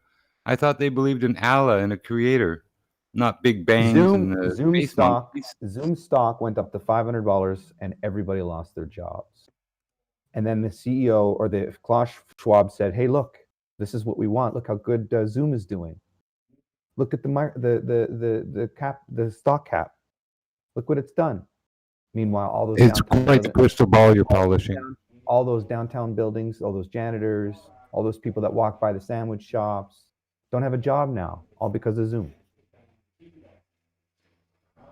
But that's how things work, right? We evolve, and there's disruptive technologies that come into the market. That's not disruptive technologies. Now you're having two people that you interact personally with each other saying, no, you're not going to interact personally with each other. There's no need. And what you have is corporations backing it up, because now corporations have slashed their overhead by 30-40%. So the CEO got more richer, the businesses got more richer, and everybody else that they take money from those processes or interactions now are without work. All because They're of what? taking out the middleman. They're taking out the middle class. I mean, So it's not all good. the moms When and you say- pops. when you they're going say- after them. When you say it's good, none of this technology is good, because it's going to render everybody an interaction with everybody pointless. But you're talking about the I can- alternative would be to purposely suppress these technologies and make busy work, like USSR type, everybody has to work type bullshit. No, they want you working for big corporations. Don't so force they can everybody control into you. change. They want by- everybody working at big corporations, McDonald's, Don't Home force Depot, stuff like that. No mom and pops. Yeah, don't force you to go into a platform, because it renders a way of life meaningless. It's only meaningless to the person who has to pay for the janitor who cleans up the office, or is renting the office. But that Shouts trickled out to all down- my janitor people. That trickled down. Yeah, but listen, Hey, don't mess with janitors. that trickle down economy is why it allows the growth of the middle class to come up. Not necessarily janitors per se, but you get the picture. And you're saying, well, the technology is good, but it's not good, because now it's like, for instance, a job interview is done over this interaction. You don't meet the person in person. I can tell you right now, it's way easier to fake shit over Zoom. What job interview, bro? There's no jobs, bro. What are you Let me talking finish. about? What job Yeah, interviews? Let me finish. There's no So there's people- jobs, Dada. So listen- Come on, man. yeah. So listen, when in this is all healthcare- said and done, in healthcare, it's a huge there's going to business. be wastelands. Now, There's listen, going to be man, in empty healthcare, it's stores the- everywhere, bro. In the healthcare, They're it's the already biggest- here. In healthcare, it's the biggest business ever. This online stuff. Now there's interviews for these healthcare positions. Okay, there's interviews for government job positions. They're involving no person-to-person interaction before getting hired. I know that you're going to hire people based on paper and that interaction through Zoom, but I also know what it's like to be the individual portraying through a camera, because I've seen it through actors and so forth. That there is a big no-no that's going to happen in this industry when you're hiring people over the phone or hiring people over video conferences. You don't get that person interaction. Hiring to do what, Data? Yeah. Where are these hirings going to come from, bro? Anything in medical. Let's say this example, you're getting hired to be a medical practitioner. Your interview is not person to person, it's over the Zoom, right? I'm just saying that, and not talking, the particular story that I'm talking about is people are excited now not to go and drive in to do interviews to their place of business. They'd rather do interviews at home on their laptops and interview that person on a laptop from their home, which is fine. Nothing wrong with that, but it's being forced that way due to a health risk. Well, that's true. It is very manipulative. The way it went down, in my opinion, was very manipulative. But I don't necessarily think that adopting the technology is a problem. I mean, this stuff happens over and over throughout history. That's why we don't have horses on the street. That's why there's not people who still light the lanterns through the town. Technology changes, jobs evolve. There'll be something else that'll take its place. Some new job, hopefully. I mean, look, this is a new frontier, dude. I'll tell you. Do you want to freeze everything and then we'll live at one point, one technological level, and that'll be it? So again, if we were living like guys, history, we'd be you're bombing talking each other pie and in the shooting sky, each man. other. Please. All the jobs are going to China and Asia. Yes, you guys, we gotta wake up, man. Clearly, there's gonna be no hirings, no electronics. There's gonna be no jobs left, dude. You understand that? Clearly, there's a regime change going on. Whatever is happening with the COVID or whatever, there's some sort of regime change. There's some changes going on, and these are the consequences of that change, right? It isn't a conspiracy. It's happening. When 10 CEOs of different companies quit, it is a coincidence. These people don't just take brunch and be like, "Hey man, let's all quit our jobs." That shit don't happen, right? One, okay, funny. Two, but 3, 4, 5, 6, like 15, 20 CEOs quit. All right, you think people just decide to do that? You think they're all living together in Hawaii, just stroking each other off, bro? Something happened that they said. Some law, something happened that's gonna be mandatory that they decided not to deal with it. They decided I'm gonna cut my losses and I'm gonna bounce. More than 20 of them. Right. Okay. So people, I think it's just the fear of what's coming. We don't know what it is, and us as people, we tend to be afraid of the unknown. And most of us don't know. There's a lot of theories, but we all of us are in the dark. Unless you up there in the 1%, you're in the dark. You don't know what's happening. So it's the fear. That's why they don't want to look into it, I think, in my opinion. Right. Okay. And Montreal's spot on too. Sorry, Montreal's spot on. All the manufacturing going to China and Asian countries like Australia, and I'm sure America's going this way too. Like we're basically just giant warehouses. So unless you can drive a forklift or you're a picker and packer, basically the only jobs are going to be in the big box multinational stores, and that's it. That's the future for our kids. We're not manufacturing anything whatsoever. Here in Australia, we used to manufacture everything. TVs, radios, fridges, clothes, shoes, you name it, we made it. We don't make anything now. We had fitters and turners, boiler makers, like our trade industry was huge. And now there's nothing. There's nothing. It's all just plug and play. And it's just and it's all just made to replace too. Nothing's made to last. Nothing's made to fix. And that's where we're going. Us so-called developed countries, we're just big warehouses, really, and giving our children no future whatsoever, really. No bright future, I don't think. What kind of a future is working in a factory for 30 years, though? Well, have you ever worked in a factory? It's tough. Yes, I have, actually. I have too. It sucks. Now, okay, let's say this technology freed them up to go work somewhere else. Half my family retired from factories. It's tough. It's tough work. It's dirty. It's nasty. It's loud. Tough. It's tough work. But work where, Brandon? Work where? Is everyone going to be working from home, or doing call center jobs or whatever? Like, not everyone can have an ideal job. No, right? I get that. I totally get that. Hey, Brandon. But the variety. What my thing is, Brandon, the variety of jobs out there is dwindling. Yeah, Brandon, look. You like the manufacturing is dwindling, and the opportunities to find something to do so you can put food on the plate for your family and keep a roof over their head. These opportunities are dwindling, and anyone that thinks that they aren't dwindling are absolutely kidding themselves. Absolutely kidding themselves. And yes, manufacturing is a dirty job. Yeah, it's tough. Random, but it's also honourable if you're putting and you're sending your kids to school and you're doing the right things. It's also an honourable position to take as well. There's absolutely nothing wrong with no disagreement there at all. I mean, obviously, I'm proud of all my family members who worked in the factory. All I'm saying is, my point is, we shouldn't stifle technological advances because we want to keep the status quo. I don't think that's the right thing to do. No. Would you, Brandon? Would you agree with me? Would you rather pick cotton than work in the freaking factory? I'd rather. If the climate was right, I probably would, to be honest with you. There you go. Imagine you're thinking, all blistered and calluses and aching, the freezing mornings. Both suck pretty bad, I suppose. pretty much. But you see my point, though, Brandon. Though. No, I do, and I don't think we should have gotten rid of our manufacturing base here in the United States.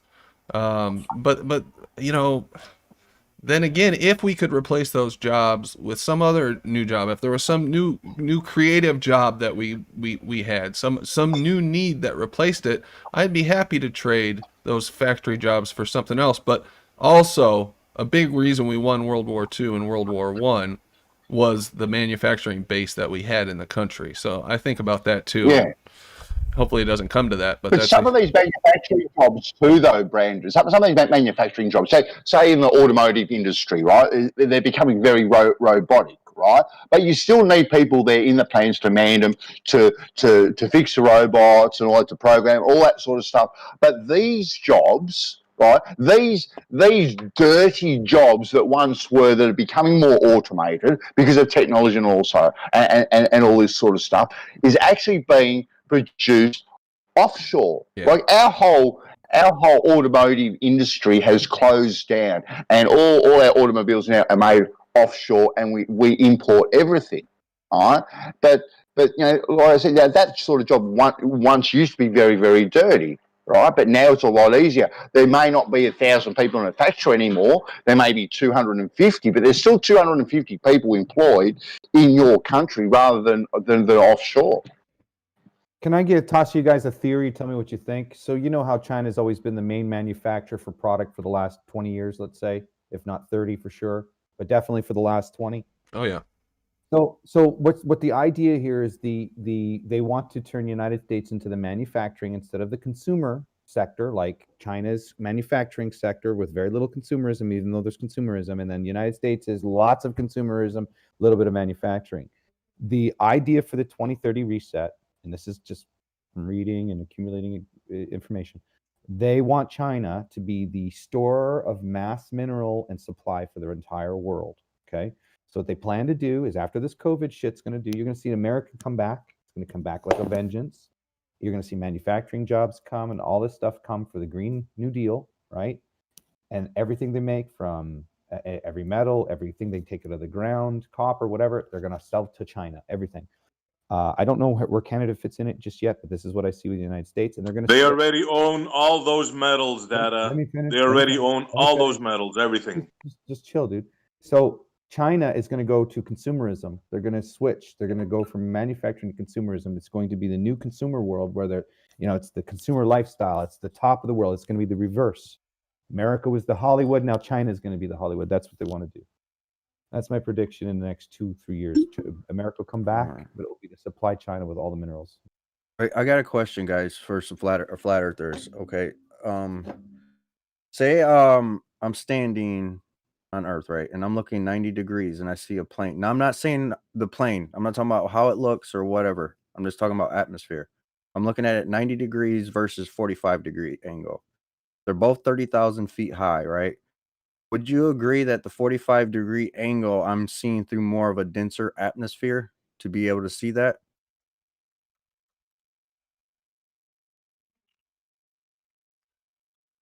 Say that one more time. You caught me off guard there. I was typing something. If you wouldn't mind repeating Generally, yeah. So he's just saying that if it's at a different angle than from the whether above you, directly above you, or 45 degree from you, are you going to? Is the object moving into the atmosphere going to be slightly thicker is there going to be more interfered with the object's angle, the atmosphere? So I mean, the further away it gets from you, the more atmosphere you're looking at the object through, no matter the altitude of the object, right? Right. So wouldn't if I use the light, right, instead of a plane, right? Because we could do it on here on Earth, but we can't demonstrate with the layers of atmosphere here, like in my room or wherever. So if I got a light, say at 10,000 feet, and move it across, and it doesn't, I would see. Could it be magnifying? I mean, some will say because the sun doesn't shrink further away it gets. Yeah. It'd be magnifying. Yeah. Of the atmosphere layers. I think so. I think that what we see with the sun and the other celestial objects is being impacted by whatever is going on with optics and refraction and all that shit in the sky when we look out. I personally do. Do I have any evidence? No, not really. But that was honest, dude. That was honest, dude. I appreciate it, dude, because Rumpus took almost 10 minutes to try to explain me that whole thing, and I didn't he took me way left field. I don't even know where he went. So that you guys did it in less than a minute. Amazing. I thought it too myself. Like, I know that there's going to be a denser atmosphere. You're looking at it compared to 90 to 45. So yeah, it's just so I was going to do a test. I was going to put up a balloon and try to control that, not let it drift off, put a string on it that is, say, I don't know, a couple miles long, and see if I can see anything different. Like, I'm going to go to a big field and let it drift off with a light and see if it changes, if the, distance. So I have a test that I have in mind is why I'm asking. You're going to film the balloon as it moves away from you or goes up in altitude? Yes. Okay. Yeah, I'm going to film it as it goes from above me 90 degrees, and then I'm going to try to do it where it's not too bright outside. Try to do it where it's kind of almost dark. And so I can see if the light gets smaller or doesn't get smaller, and see what atmosphere can, the denser layers of atmosphere would do to it. So I was just getting takes on that. Yeah, that'd be interesting. I've thought about doing that too, releasing balloons at certain distances from you and seeing, just observing what they look like as they go up in altitude. Yeah, that's a good idea. We've also thought about taking and putting the same camera that we have on the ground on balloons, sending them up, and filming the sun and the moon if possible, from 25 miles or whatever, looking at the angles and how they look, and if there's size changes from what we see on the ground to what we see at 25 miles altitude, 120,000 feet or whatever. Right. I think it would be a really good idea to put a string on it, though, so it doesn't take off. Now, how long that string would be incredible, man. That'd be like, what, a 5-mile string? Oh shit, yeah, that would be pretty crazy to have that string hanging off there for 5 miles off of a balloon. I wonder if the weight of it would if it could overcome the weight. Yeah, that's what I'm wondering too as well. Yeah, I thought about all this. You'd have to do some calculations. There's quite a few people who have a lot of experience sending those balloons up. I'm sure they'd be more than happy to talk to you about it if you were interested in doing it. Oh, heck yeah, I'm definitely interested in doing it. Have you come across barrel distortion yet? Pincushion distortion, anything like that? Have you gone down that alley? Barrel distortion? Oh yeah, I've been down that alley, man. All cameras have fish eyes might be worse than others, but all of them have it. And did you see them trying to compress barrel distortion as evidence of Earth curve? Have you seen that technique they try to employ? Yeah, I'm about to post something. Watch it. I didn't catch that. What? He's gonna post something. So I was watching a live video from the ISS a while back. I gotta pull it up. This is funny. I think it is. I'm trying to find it. Give me a second. Sure. There's actually 2 of them. Check that out. I don't know if I'm in the. Oops, I think I sent it. My bad, dude. I sent it to the wrong thing. Amazing, right? Where are you putting it, general? No, I accidentally sent it to the other guy that sent me the YouTube link. It was still, I thought it was in the. Oh, gotcha. Yeah, post it in general. I'll bring it up for the audience too. Sin Cleanser had posted a couple of images. It was one that was taken with like an extreme 360 fisheye lens, where Right there in you general. pointed at the ground from, you know, a few feet off the ground, and it makes the Earth look like a ball, like the city looks like a ball. Have you guys seen that picture? Yeah, I know thought I what you're saved it, talking but I don't know where the heck it is. Look at it in general. It's an egg, dude. The Earth is an egg. It's an egg. Oh yeah, these ridiculous pictures. Yeah, wow, that's some distortion there. And then see when they move it in a different angle. I got another one. When they move it in a different angle, then it goes flat. Right there, posted. This is from the ISS, you said? Yep, from the ISS. Yep. When I moved it, they moved it at a different angle, then it went flat. Isn't that weird? That's weird. Yeah. Oh yeah, that's one of the revelations of this whole thing is that they've been using those lenses, and not everything that looks like curvature is obviously not curvature. This is the one I was talking about. Thanks, Sin Cleanser. He must have heard. He must be listening to the show, but I don't know what lens this is taken with. Am I still sharing? I think it's like some Audius from a DJI Mavic or something like that. It's an effect. I think you can get it on your phone too. I'm not for sure. Oh, it's an effect after you take the picture. I see. Oh, okay. No, I don't know if it is. I don't know if it's the lens or if it's some kind of effect you apply afterwards, but it does make this look like a ball. And I just wonder if some of these images aren't just the result of something like this. Yeah, you gotta think. You gotta add the size of the Earth when they get further away from it. Now we can say closer up to things and further away, yeah, things would look different on the camera. But the size of the Earth and the great big gigantic so-called curve, like it's tough, man. Like what the effect cameras, what the lens will have on it. Yeah, absolutely. A Sin Cleanser do you know if this is a lens or is this some kind of after effect thing that they use? You may not be able to talk. Anyway, yeah, there's all kinds of tricks. We like to look at NASA stuff and laugh every once in a while.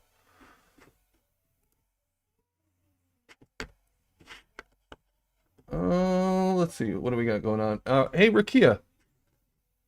You able to talk or no? All right. Well, maybe if you have a few minutes tonight, we could look at your winter bridge video. I've been wanting to talk to you about that for a while.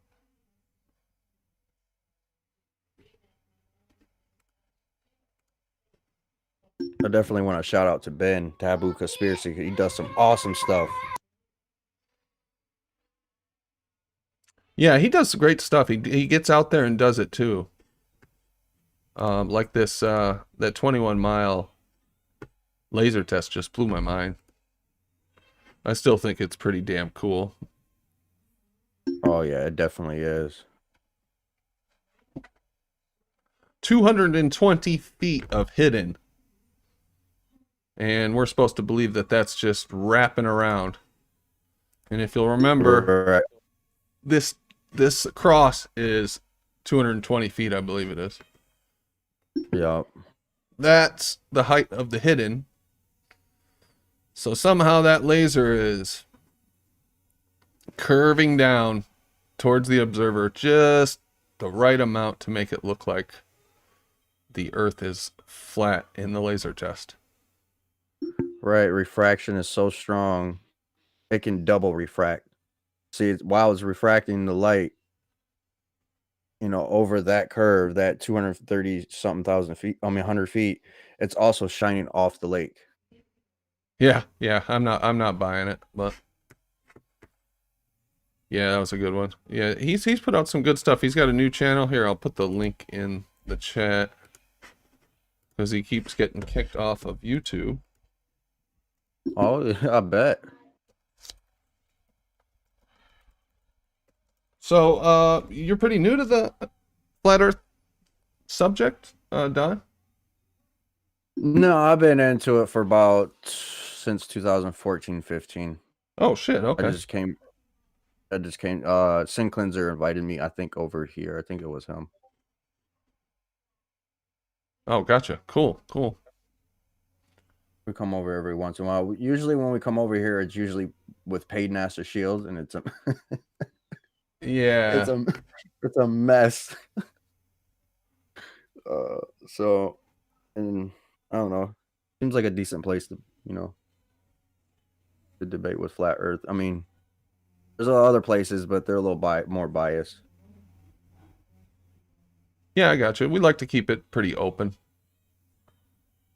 Globers, if there's any doubt out there, Globers are welcome on the show. They are welcome in the Discord. I know there's differing opinions on whether we should even entertain globe arguments, but I'm of the opinion that we don't want to turn ourselves into an echo chamber, which honestly, even when it's just us flat earthers, we find a way to argue about shit anyway. I can't remember the last time we just all sat around and agreed with each other. I'll fucking set it off right now up in here if you want. Do it. Yeah, dude. Globe. We're shooting prove me wrong that we're not shooting 1.3 million miles an hour. Prove it to me. No, I like Globers. I appreciate them. It depends on character. Yeah, the ones who are just like, oh, flat earthers are stupid, you guys are dumb, you're all, that's just sit there and want to insult us and not have a conversation, they can get fucked. I'm not putting up with that. Shout out to Nap. Nah, Nap's all right. I'm talking about like, well, I won't name any names, but you know who I'm talking about. You'll find those people in certain corners of the internet and on every single video in the comment section on my channel who just want to spew hate at flat earthers for some reason. I just don't get it. Why do you hate us? That's what I don't understand. Why would you go out of your way to spend so much time just hating? They want to go to Mars, man. They want to go to Mars, dude. It's because we have all they're not us. They don't have the cojones to come out. They're too much of a coward. They hate us because we have all the science, tests, and demonstrations, and they have none of that. All the STDs. We got it. We're also a little guy, right? And nobody really likes the little guy. Everybody wants the king to win all the battles. You know what I'm saying? We're the underdog. Nobody really likes us. I think another thing is society gives people permission to hate us and to ridicule us without, restraint. Like, it's okay to fucking say whatever you want about a flat earther. Has anybody ever said, you shouldn't say that about flat earthers? Yeah, that's been built into us since day one. Yeah. Man, but that could be that could be that liberal mentality, though, man. I'm telling you. Yeah, I don't consider myself an underdog at all. That's why they give us those labels, flat earthers and anti-vaxxers. That's why they give us those labels, so they could dehumanize us. Go listen to Rocky and Gems. He ain't the underdog, that's for sure. If you consider yourself an underdog, you've lost already. Did you say you but I got your point. Did you say paid NASA shield personally, or you come over here with him one time? No, paid NASA shield, man. I tell him that he needs to go and forgive his mama. and he gets mad and stuff like that. Says he, I tell him this straight out. Dude, you're making stuff up. No. Beta? Yeah, No, definitely he came a with beta. Sin Cleanser. Beta. He's definitely a beta. He thinks and makes things up just out of nowhere, like a batting up crazy woman. Are you talking about Paid NASA Shill? Yes. Save your breath. Don't say another word. He is a troll, a troublemaker. That's all. He comes in insulting firsthand. Yeah, he's a waste of time. There's other Globers that have a hard time dealing with him that I talked to that are decent. Like Ed is decent. I like Ed. There's Gongo. There's a few Globers that I can get along with. Daily T. I get along with. Just had normal conversations and stuff like that. Daily T ain't bad. He had my back in Jose's earlier with this nonsense George was trying to pull.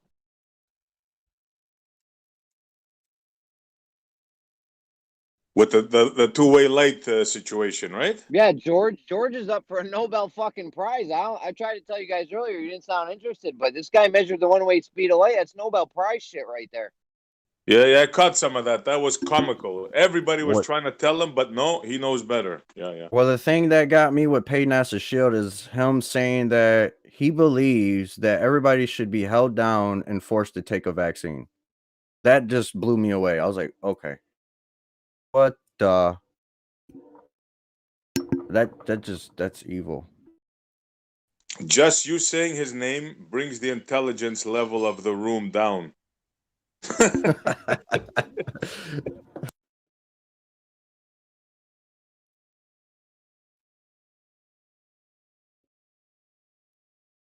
Can you imagine the psychology behind these people? Like the logic, like the little voice when they tell themselves, "Yeah, I'm gonna go in and I'm just gonna talk shit about these people." Like they could doing so much more, but they decide to come day after day after day, the same arguments. It's almost insanity. Yeah, it's not only that, Matrix. Like what Brandon was saying before, these people, they don't just come. We are all here for the talk and this and that, right? We're interested in the subject, but these people, they come in day after day and they insult. That's all they do. From the minute they come on, they just go and attack and insult. Like that. There's a psychological problem there. Hey, I have a question for the room. Does anyone know how many different chemicals, gases are produced at ground level? All of them. All of them. Yeah, I understand that, but how many go into the atmosphere? Oh, you got CO2, you have nitrogen, you have helium.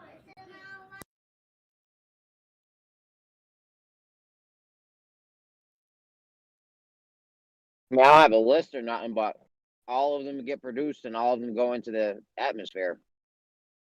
It's funny. It made me think, is there a gradient of helium up there? Because it seems to appear, I thought of the as above, so below thing.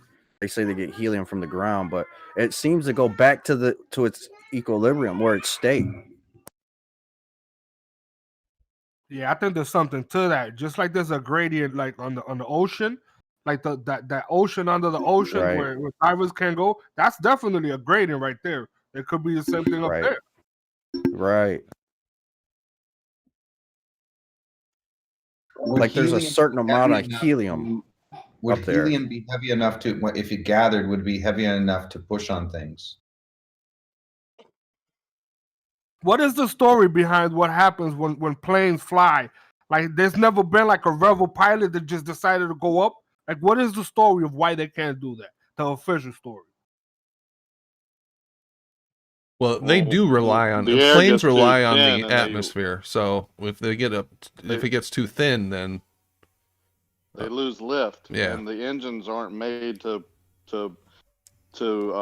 compress that thin of air. Like we're putting a double turbo on an engine to fly at 30,000 foot right now because a single turbo doesn't compress that thin air enough to give us enough compression. So it's what not is it that two actually turbos happens on one engine. when you up there? Like what is it? Is it a malfunction? Is it like lagging? Like, what is it that actually happens? Yeah, I don't know, man. Wings See, that's don't have what. enough lift, you won't fly. You will So that's drop. that's what makes me think our plane's over Unity and we just don't know about it. I've thought that for a long time, that they're using on Did you? on these big jumbo jets, that they've got some technology that they're using on that shit that they just don't, tell the general public about. But I don't know. But I don't think it's impossible, dude. I don't think you can. You gotta think you're pushing against wind, so why not use that? Like, how an alternator in a river, put a little windmill on it and you can get some energy out of it. All you need is flow. You can use that airflow that you're pushing against to benefit you for energy. Well, I think that's how they do it. They pretty much glide. They pretty much go all the way to the destination and just glide to until they get where they're gonna get, right? Like, it's pretty much descending the entire time they're coming to his destination. It would seem like a more efficient way of doing it. To fly, like using a little bit of fuel, but then you're compressing nitrogen as you go through the air. Right. Yeah. Over Unity. I mean, it would be a violation of, but then again, what's the properties above us? Fuel, right? So you're using a little bit of right. The first law. Well, the energy you get out is the energy you put in, right? The idea is to get maximum amount more of that out. Yeah. Right? So and the laws of nature of different mediums. It could be an alternate way to do it, but I don't know. I mean, they seem to run nitrogen compressed engines just fine, but you definitely need a first fuel source to keep it consistent. So. Right. What blows my mind is the amount of weight that they can lift with these planes. It just boggles my mind sometimes. Well, as somebody who watches the fuel with airlines, they definitely use a lot of fuel. So I don't think I think they're just detracting from the actual lift potential of these wings. It's thrust versus lift. I mean, it's just a ratio that you use. When we get up to altitude, we can turn our mixture down. We can turn our RPMs down because we can go the same ground speed with less RPM and less, mixture, like intense mixture. And so you we have save a glide ratio too. Right. Follow the glide ratio. That's why you set your trim where you're hitting that maximum glide ratio versus thrust, and you just don't use as much power. The air is thinner, so you're going just as fast with the less energy expanded. So here's my take. I got a lot of tests in my mind, but to make a little dinky alternator, right, and put it in an airplane, couple engines, right, and try to formulate over Unity, throw it through the air, and see if the wind that's pushing back at it will get it to spin and keep going. We had this over Unity conversation. is for electromagnetic forces and stuff. It doesn't necessarily apply to physical matter, as we know. Right. So it's not fair comparison to say throw an airplane and talk about over Unity through magnetism and collecting energy from whatever so-called ether or whatever. Right. And the static potential takes away from your electrical potential. Like, there's a ratio to that too. I mean, we talked about this with my son over dinner last night, because the Tesla car, right? Why couldn't you just do a wind turbine to create a generator to charge your batteries as you're going? But the potential of that drag versus the output of the energy you're producing isn't worth it. You're adding weight, you're adding drag, you're adding this, and the potential that you're adding is not, it doesn't add up. So that's why they don't do it. That used to be one of my favorite things to think about, is how to make a over Unity device. Yeah, good luck. Yeah, dude. I'm stuck on it. I got a good idea for one. I like collecting heat or running water and, producing electricity from it in one form or another, or hydrogen gas if you need, like, basically Talking about that power for generator, engine, whatever, So my son was telling me about a power output to gas, water, I think what blows me away is when I was trying to experiment with hydrogen, is that in fact it will actually escape through glass, the hydrogen molecule. Yeah, it's so small, super fluid. It blows me away. We were talking about this a while ago. There's some France or Germany or somewhere is producing so much solar power they're having to sell it to neighboring countries for a loss. And we were talking about ways you could store that energy, like pump water up into towers and use that water to turn turbines on the way down. You know, how to store potential energy. And batteries are just so costly. There's no way, they haven't figured out a way to store that extra energy yet. I think splitting the hydrogen from the oxygen and water is a good way to do it. I'm not sure though. You are sitting on tanks full of fuel. That is the best way to do it. It's an abundant source of fuel that way. Perpetual energy, right? The How could process. you run out of You want to Think of turn it. it into potential energy. Yeah, where you have water and in abundance, converting it to hydrogen and oxygen, like how could you ever run out of fuel? I'm just saying that's the way How? to store it. Oh, you're Once talking if about you- the if you had HHO generator, Jimbo? Any type. If you split the water in any way, shape, or form, you have like an explosive gas. You can run combustion engines on it, generate electricity, run automobiles, do whatever you want with it.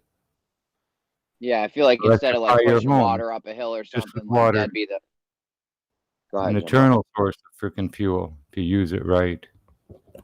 Yeah, I feel like if you had an abundance of electricity, that'd be a good way to store it.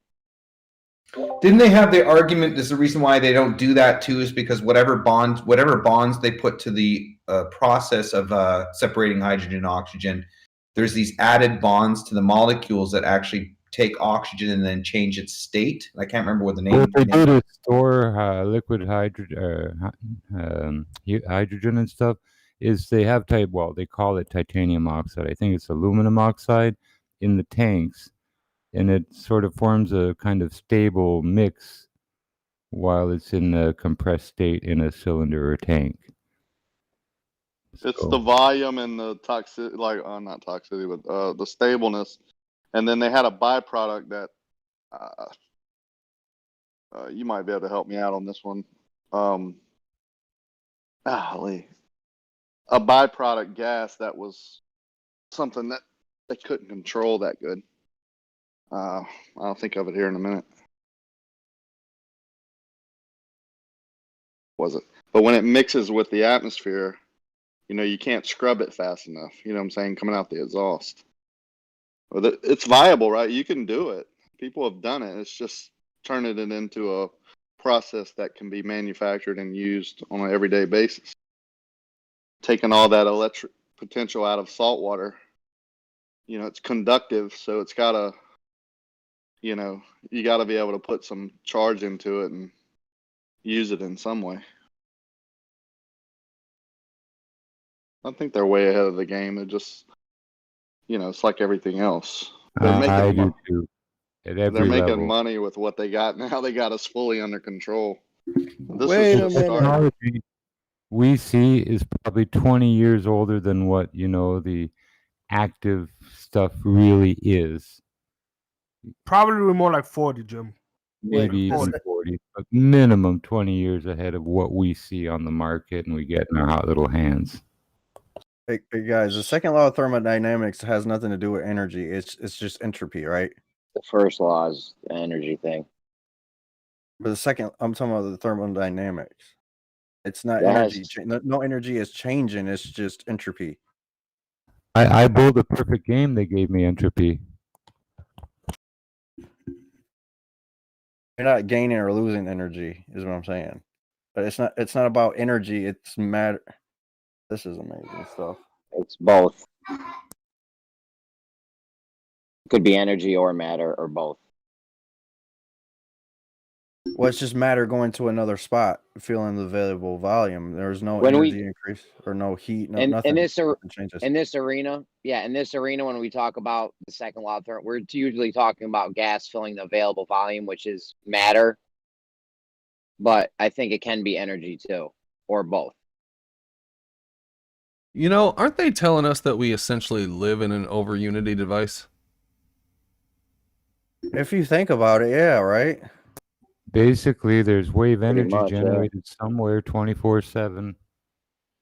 I think, you know, the You'd way have to- harmonics work, that base energy, that base frequency, you know, you'd get two frequencies, they mix into a third. You'd have to know the amount of energy. Oh, my bad, Jim. Yeah, Go well, ahead. it's a universal frequency, the Schumann resonance, so it's everywhere. So, You'd have to know. My bad. Go ahead. I don't know. I think that might be the base of, you know, the energetic nature of our environment is that Schumann keeps the water in circulation, and the process is going. What causes it, I don't know. Like, according to them, nothing is powering the Earth, nothing's powering the moon, nothing's powering the sun. It's all just going on endlessly, right? It's funny when they were saying has to be. Yeah, that's funny when they say that funny when they say the core is electromagnetic. We have electromagnetic. You'd have to know But there's the nothing amount of charging energy. it. What, Jeremy? Is my mic low? No, just bad timing. You'd have to know the amount of energy that was put into the system to know if you're getting more energy out of it. So the Big Bang energy versus what's going on now. If that's how it's, I don't know how you would figure that out in the globe model. That gets right back to what they call the black body radiation theory, and it goes all the way to, volumetrics, gas in containers, the whole thing of what we have as conceptual, physical, and applied sciences starts with the black body radiation. Well, where else in nature do we see, such as the Earth's supposed rotation around the sun, right? Where else do we see something like that where, okay, there was the Big Bang, the Earth had some energy and it settled into this orbit around the sun, and it doesn't slow down, it keeps going exactly the same, rotating exactly the same. I don't know if you guys I don't know if you guys been following the news or not, but we've had some of the fastest days in recorded history. Time's speeding up. So it's actually Well, getting here's the thing, faster. too. No, in the wintertime, it moves 3 million miles away from the sun as well. So where's the change in that? Yeah, why does it come back? Why? How can it move away? How can there be an elliptical orbit? It's just a bunch Seriously, of... the days have gotten shorter. Have you guys been following that? The days got shorter in 2020. No, I didn't see that. Oh my God, bro! Yeah, we had 18 of the shortest days in recorded history in 2020. Time's speeding up. The days are becoming faster. Less time in the day. If you thought there wasn't enough hours before. Yeah, the days went by so fast. I saw the Roadrunner and he was moving backwards. Oh, that's what they say, Jimbo. So they're actually saying that the Earth is starting to spin faster? No, Superman is flying around making us go backwards. And he'll stop when he goddamn feels like it. Okay. Not only that, though, the sun is shooting too as well. While we're going around the sun, the sun is also moving. Right. Which is the exact rotation that's speeding up? Wintertime, when it's 3 million miles, it moves away from the sun. And what causes hydrogen gas that wants to move away from itself to fill a vacuum to coalesce in the middle of a vacuum and become our sun? How did gravity form in the very middle there and attract all that hydrogen? Right. Does the sun have an atmosphere then, keeping it contained? Well, it's supposed to be made of hydrogen mostly and fusing into all the other metals and whatever. Brandon, Google search shorter days 2021. And you'll get a whole list of it. Says Earth is spinning around its axis more quickly than it has in decades. Lots of stuff. People at the equator are going, wee, even more now. And and also, Jimbo, how the sun is able to do all of that with no medium, how it's able to hold all that helium and everything together, supposedly, without a medium. Well, it's like the gas giants. That's science fiction. They want to land spaceships on gas giants? How do you land on gas? That's all science fiction. If you want to look it up, you can. I think the helium being produced at the ground level and then rising into the upper atmosphere where it gets really cold under some funky pressure there. I think if you research what they're calling superfluid, but you research what happens to helium under those conditions and then throw in a little electricity, you might find out what's going on. If it's got no particulate and it cools the right way, it can be well below the freezing temperature and not form ice at all. In fact, it can form a superfluid. Mind you, would be or shock when it gets sensitive. to a certain pressure, it boils. You know, it's like, you know, sometimes if you chill something over like water over a long period to freeze it, and it goes down in temperature extremely slowly, it doesn't form ice until you take it out of the freezer and hit it, give it a little shock, and then it'll ice right over. Helium, pressure, low temperature, and objects levitating in the sky. Research what helium at low pressure and low temperature will create, and it creates a levitation effect. You add a little electromagnetism, you got yourself a path. Takes a lot of yourself energy to create that situation. And It's that's not a exactly natural what we have. situation in any way, shape, or form. Water can hold a static charge, correct? Absolutely. So that's how you can get water mist way high up in the atmosphere. I mean, you got to notice they go through like So a do mist. many rocks and crystals. They have piezoelectric ability, and a lot of them store a lot of electricity, a lot of power. That's why you have clouds. And So it's saying light gravity is coming out holding of all the the clouds. mountains with plasma lights that run over them and stuff. So saying gravity is holding all this down is observation hijacking. Would you agree? Gases move in all directions. What's gravity got to do with gases? And then the different pressures and different atmospheric conditions can create the clouds you see, and then you have some static coming out of it, which you see as lightning or other magnetic charges.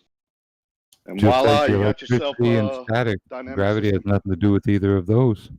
Nope. Right. Yeah. That's why I say it's observation hijacking. I mean, it's just amazing. I mean, It is amazing. It blows my mind what they've gotten us to believe. I'm sharing on They my made screen. it so complex. Oh yeah, it's so easy. I didn't look into that because I don't really read science fiction shit. But what did you see an excuse for why the Earth's rotating faster? Or? I didn't look into the article yet. 2021 will be shorter because Earth is spinning faster. Scientists say. That don't make no sense. It says according to It's another way for them to spread their propaganda. They got to get in the spinning part, so they just speed it up, slow it down. It's doing this, that, and the other. It's probably not. Well, it does whatever they need to match the model, you know, to match what the observations are. I think observation hijacking is a perfect term, man. That begs the question. It begs the question: Are they weather manipulating? Are they manipulating the weather? That makes 100%. So that's how everybody admitted to this. This is no longer. You can order if you a day look at with how no rain. people analyze dropping their own damn keys and wanting to blame gravity on it, how can you trust their judgment on any other issue? Yeah, no, they're If definitely. you can't realize that you're responsible for dropping your keys and them falling, then you're incompetent. I'm sorry. You've been trained in a very incompetent way. Right. Yeah, they're definitely doing weather manipulation aspect because ratio and taking people and putting them in Muppet vision and knowing that a mountain far away reduces in angular size. If you can't work with that or accept it, then you've been poorly trained. You don't know how to think. Just like dropping something. You're responsible, not gravity. Right. So here's my take. Manipulating weather and blame it on the spin of the earth so you don't get in trouble for manipulating weather. well, they're definitely manipulating weather. I mean, you go online right now and order a day with no rain if you want to have a wedding or some nice outdoor event. Yes, you can. 100 grand, wasn't it? 100,000 pounds, I think it was the price or something like that. You can pay a Japanese or your country money to a company to make stars for you for an event. I think it's $7,000 a star. If it's 100 G's or your money back, I'm willing to offer the same deal to anyone that wants to do that. I'll guarantee you a rain-free day, $100,000, or your money back. I'll do it for 90. Well, you don't think ski resorts and stuff already pay to have assisted snow from weather modification? You're damn straight they do. I think I'm going to start that business. Yeah, they're flying some of these chemtrail runs, and they're doing it for ski resorts and other things. Isn't that sneaky though? Isn't that sneaky though? To say you're manipulating the weather, but blame it on Earth's rotation spinning faster. Isn't that sneaky though? That's clever, ain't it? Well, all That's the the case. is basically warfare, whether you want to call it that or not. You have no business preventing it from raining or making it rain too much over anyone anywhere. You plant your seeds, it should be kind of nature takes the rain and the sun for your crop into its hands, right? You shouldn't really have to be worrying that too much spray of this chemical in the air is drying out your area, you know, and putting you out of business. Real culprit, weather manipulation. The fake culprit is cow farts and the ozone layer, quote unquote, getting a hole in it. The thing is, nature wants us dead. So We left it up to nature. people don't even talk about that garbage anymore. They've patched the hole, Lemon. The hole's probably from lack of satellite coverage. We stopped using hairspray, so we saved the world. At a certain point, wouldn't you even have to question what is nature? Because if they control the weather, right, then what exactly is nature? Like, is no nature? Is the things that happen? When does it stop? If they have a pattern for the sun, you know, like with 3 ounces of silver, with 3 ounces of silver solution, the Americans flooded out of the monsoon season. It was after the monsoons, the Ho Chi Minh Trail, flooded it out for weeks, using just a little bit of, you know, sprayed silver iodide in the clouds that were off the coast.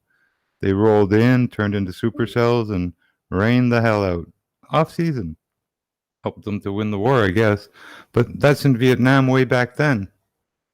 You know, in Canada here, in Alberta, there are farmers that run around with these silver rockets.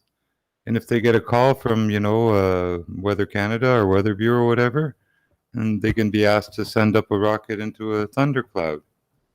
They'll stop their tractor. You seen the things with the crystal? Rain it out.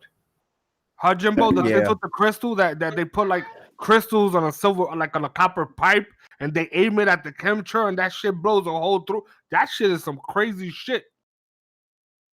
You can also break up. You can break up clouds with a cloud buster, one of those Wilhelm Reich cloud busters too. So this stuff isn't too far fetched. I mean, talk about technology. Yeah. That's like a, because you can't see none of it. It's doing something, but you don't see the power that is coming out of that little crystal. Yeah, there's a place between the mountains where these thunderclouds come and they build up into really tornado cells. So before they turn into tornado cells as they move east, they get hit with this silver iodide and they rain out.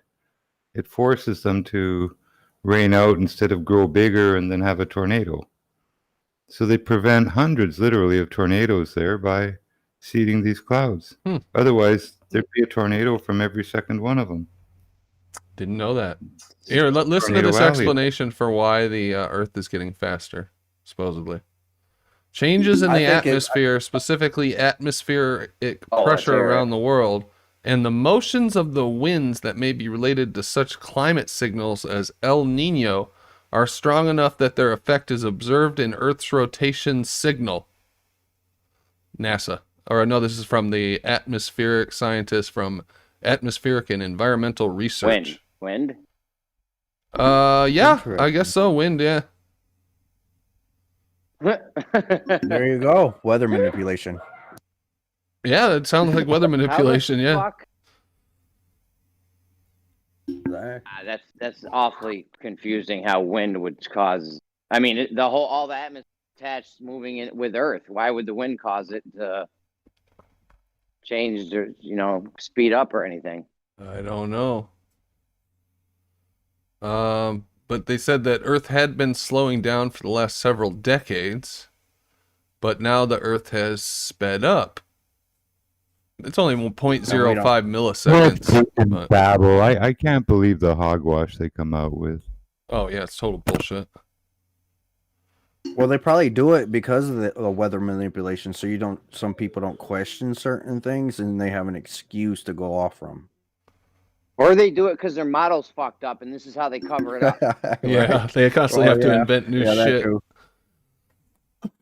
Yeah. That would make sense. They have no hesitation to lay it on really thick. I guess you come up with some ad hoc. The more absurd, the more it's believable.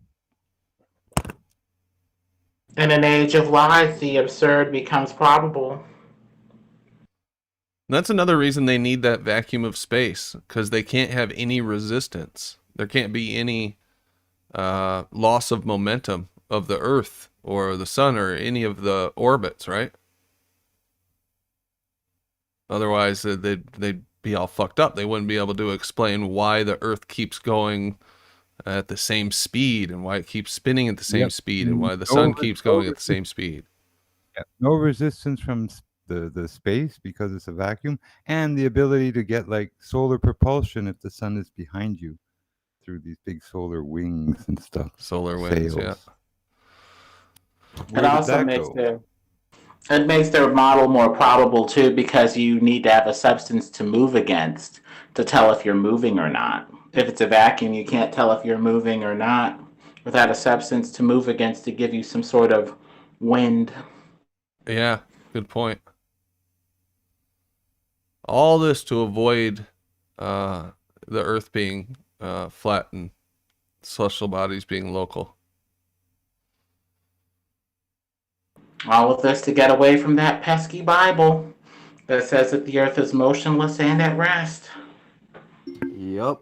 That makes me wonder what the fuck is out there past Antarctica and past, you know, where we can see. Oh. If I had to gather bioluminescence. Antarctica is a huge puzzle piece in all this. I mean, that could answer a lot of questions. If you knew you were flying in a straight line and you just went straight, you know, you should I think there's just so much more millions and millions of square miles that are, you know, past and beyond. I don't even think we have to go past. There's literally an entire part of the map that is like a giant part of the ocean where they claim there's no land, which is weird because it's like most of the planet. All right, let's just go. Let's see what's going on there. Right. Just unfolding, if we flattened out the so-called globe and filled in the like opening an orange and flattening the peel, there'd be 20 million square miles of land and sea to discover once you flatten out that ball. Without new area, just filling in those areas. And we got another business idea on top of the weather seeding opportunity that we're going to follow to fund our past Antarctica trip. Business Ideas donated $3. Business Ideas, who is really taking back Eden FE. What's up? Thank you. Sell COVID car masks for $100. Sell 5,000 of the Globers. Easy money. COVID car masks. What does that even mean? Well, it protects your car from COVID, which is floating around in the air, from getting sucked into your air intake. Oh, that's a fucking brilliant. Would you believe the gamers are designing masks, re-wearable plastic mask things with speakers in them, and like they can filter the air and stuff. Oh, Razer's making ones that have like LEDs. Yeah, Razer. Oh, yeah, that's the one. Yeah. I might. I mean, it's a big. It's because it looks so darn cool. I mean, I actually thought they looked pretty cool. Yeah.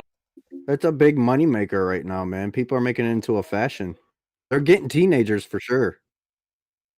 My three boys are all at 20, 19, and 14, and the older two, for sure, at high school, it was cool. Like it's, you know, they wear the black ones. They reckon it looks cool. All the kids are saying it. Unbelievable. Yo, Brandon, I was looking into the word pseudoscience, and I went into this website, examples.yourdictionary.com, and I clicked. It says examples of pseudoscience, and I clicked and I started reading. And those bastards actually have a flat Earth theory example of pseudoscience. Flat Earth, the flat Earth theory, and the hollow Earth theory. Bro, that is fucked up. And when you think about the shit that they talk about, it's literally is by definition pseudoscience. Space is literally pseudoscience. It's crazy how they managed to flip the reality. Oh, they're experts at that. Yeah, they've got the Apollo moon landing hoax on here as a example of a pseudoscience. Yeah, but dude, there's no way that moon is spinning. What was it moving? Okay, supposedly spinning 2,000 miles per hour, but yet they only jump 2 feet, 1 foot, like you would on the Earth. They should have jumped at least 6 feet in the air. could barely even get back on the ground. Like this. Well, stuff the is moon ridiculous. should have been spinning And underneath Brandon, them. read what it says for the flat Earth, right? Notice that it is so specific to it just feel like it's a quote from somebody in the community. A claim that since Earth looks and feels flat, it must be flat and disc shaped. Why did they throw that disc shaped in there? That looks and feels flat, man. That shit don't sound like something from Wiki, man. That shit sound like a quote, like a quote from somebody. Yeah, maybe. Right. Have you seen Teen Titans? The Butterwall? I don't think so. Yeah, there's a scene from Teen Titans that the guy's saying it's flat and how it holds the water in is because of the Butterwall. Earth is a pancake. Ah, pancake Earth. Okay. Yeah, I'm showing my son that. All right, guys. Well, it's about 10:02. My dinner's ready, so I'm gonna wrap things up here for the show. I'll stick around and record the after show if there's gonna be people sticking around. When we do final thoughts, we'll start at the bottom tonight with Bob, the real Bob Dole. Yeah, with what they are just talking about with the it looks flat and it feels flat, so it must be flat. They try to use that like it's some sort of an insult or a put down, but yes, that's exactly it. But they don't mention the rest of the thought. They leave the other part out, which is it looks flat, it feels motionless, and there is no verifiable, credible, repeatable evidence that it is anything other than that. Therefore, it's flat. They leave out that other part. They don't want to mention the other part. They all work from the La La Land angle. The other thing I wanted to mention was when Ruhif was in here earlier, he brought up whenever you guys were talking about like proof and things like that, and you guys would say something, he would say that is what did he call it? Something about the result. It was affirming the result, I think is what he said. So you guys would say this thing Affirming the consequence. Or yeah, affirming the consequence. Okay. It's like, oh, go ahead, my bad. Yeah, basically what he was saying was that the fact that you were saying because this thing takes place, then my assertion must be accurate, that's affirming the consequence. And he indicated that he had a problem with that. But that's literally what they get in here and do with their stupid ball. And it's literally what they do whenever they whine about the predictions. The same thing he was doing. He's saying, well, we make predictions. Okay, so you make an assertion, and then when it lines up with your assertion, you say, oh, my assertion must have been accurate. You're affirming the consequence. You're doing the same thing when you whine about the predictions as you just said you couldn't do with the water boiling because of heat. You're saying that because it lines up with exactly what you thought it would do, that somehow verifies it or makes it more legitimate. That's what a prediction is. Thanks, Bob. Sin Cleanser. Yeah, I'm just listening.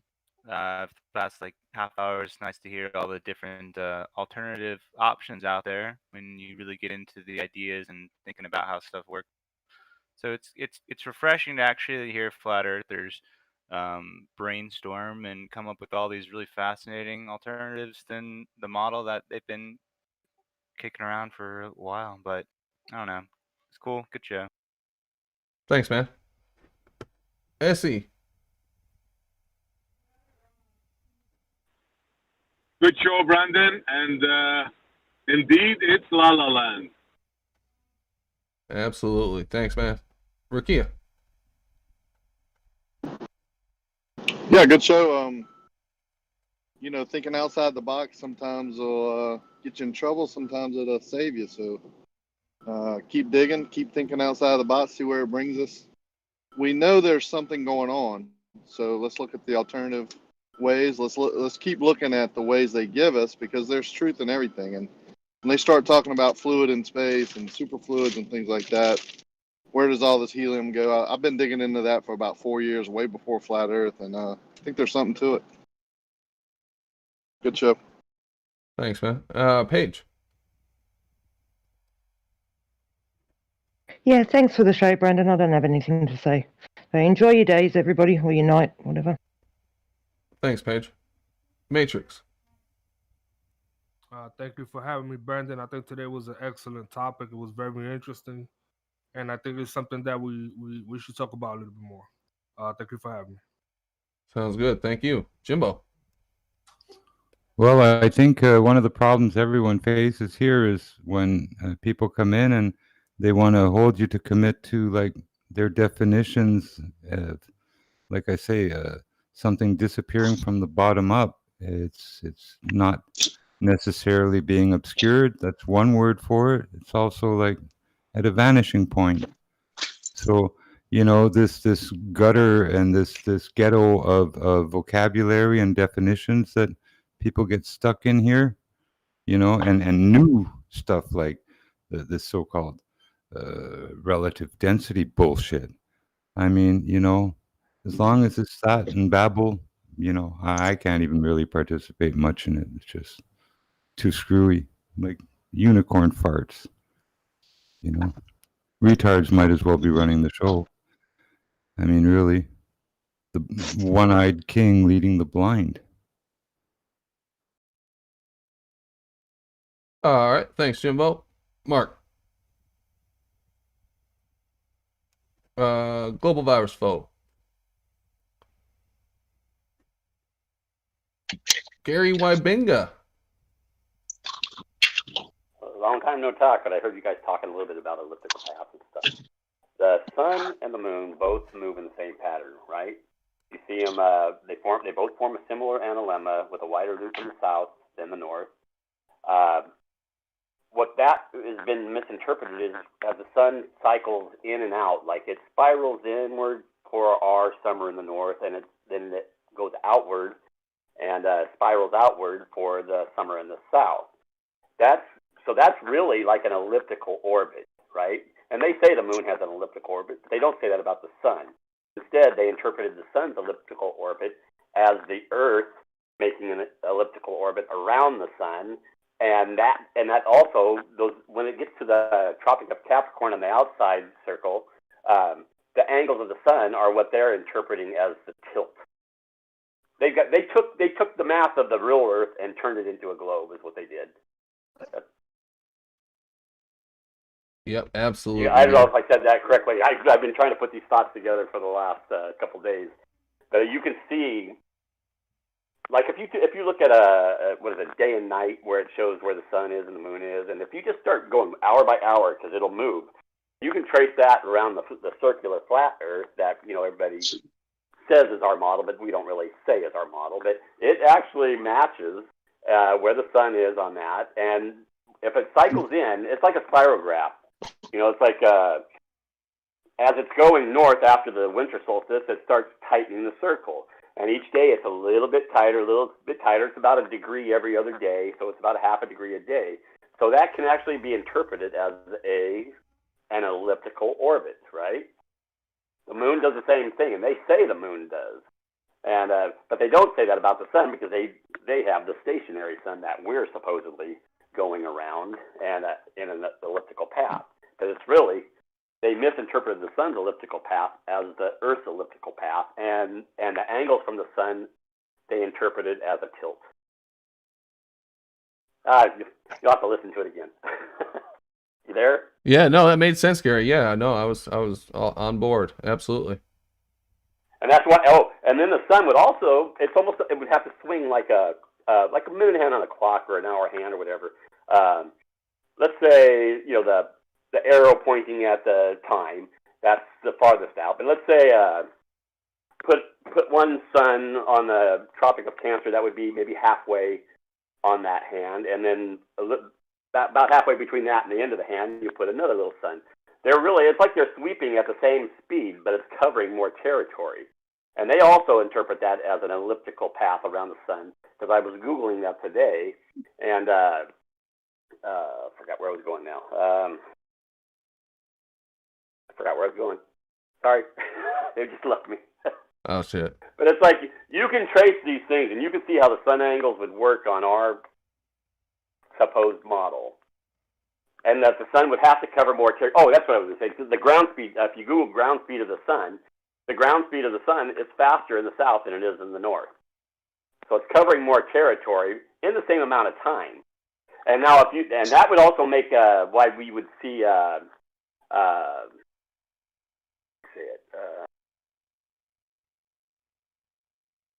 don't even know how to say it. I'm gonna come up with all this and write it all down and get it straight, because it really makes a lot of sense once you start to look at it. I forgot where I was going. Hell yeah! Once you get it all together, man, come on in here and talk to us about it. Cause that's it's like in the last week, this has all been running through my mind, and I'm like checking where the sun is at all the time with my phone, and getting directions, and it's all kind of making sense. So I just got to actually write it down in order so I don't forget parts. Get where I'm going. All right, awesome. Thanks, Gary. Okay, just something to think about. God. All right. Affirming the consequent is a if P then Q, Q therefore P. So I ate 10 cheeseburgers, Q, therefore I'm full. P.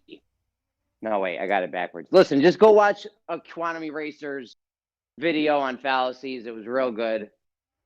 Also, another thing, I mean, it's obviously relative density is what controls the up or down direction of things.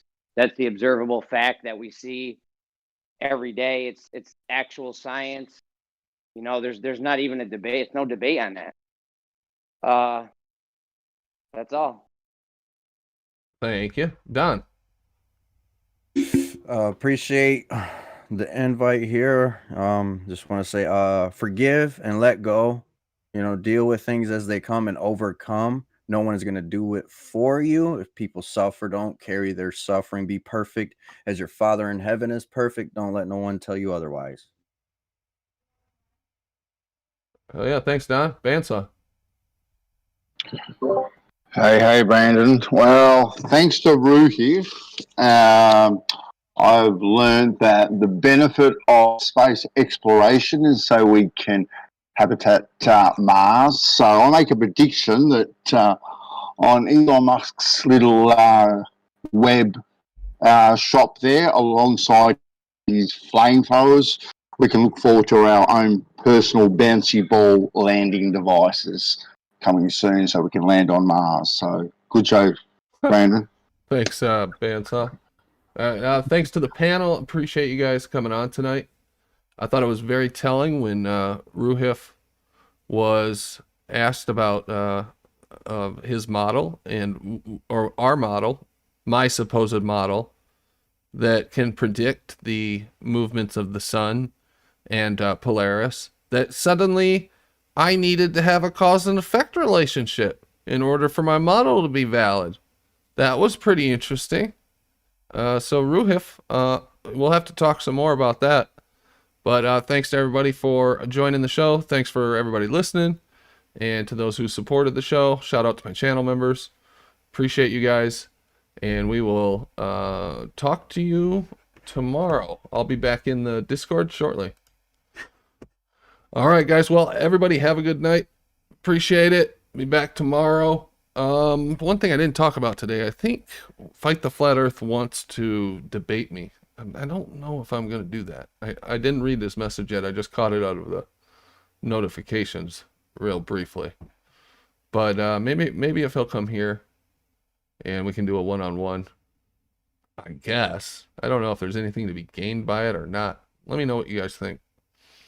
But anyway, we'll see you tomorrow night. Have a good night. Talk to you later.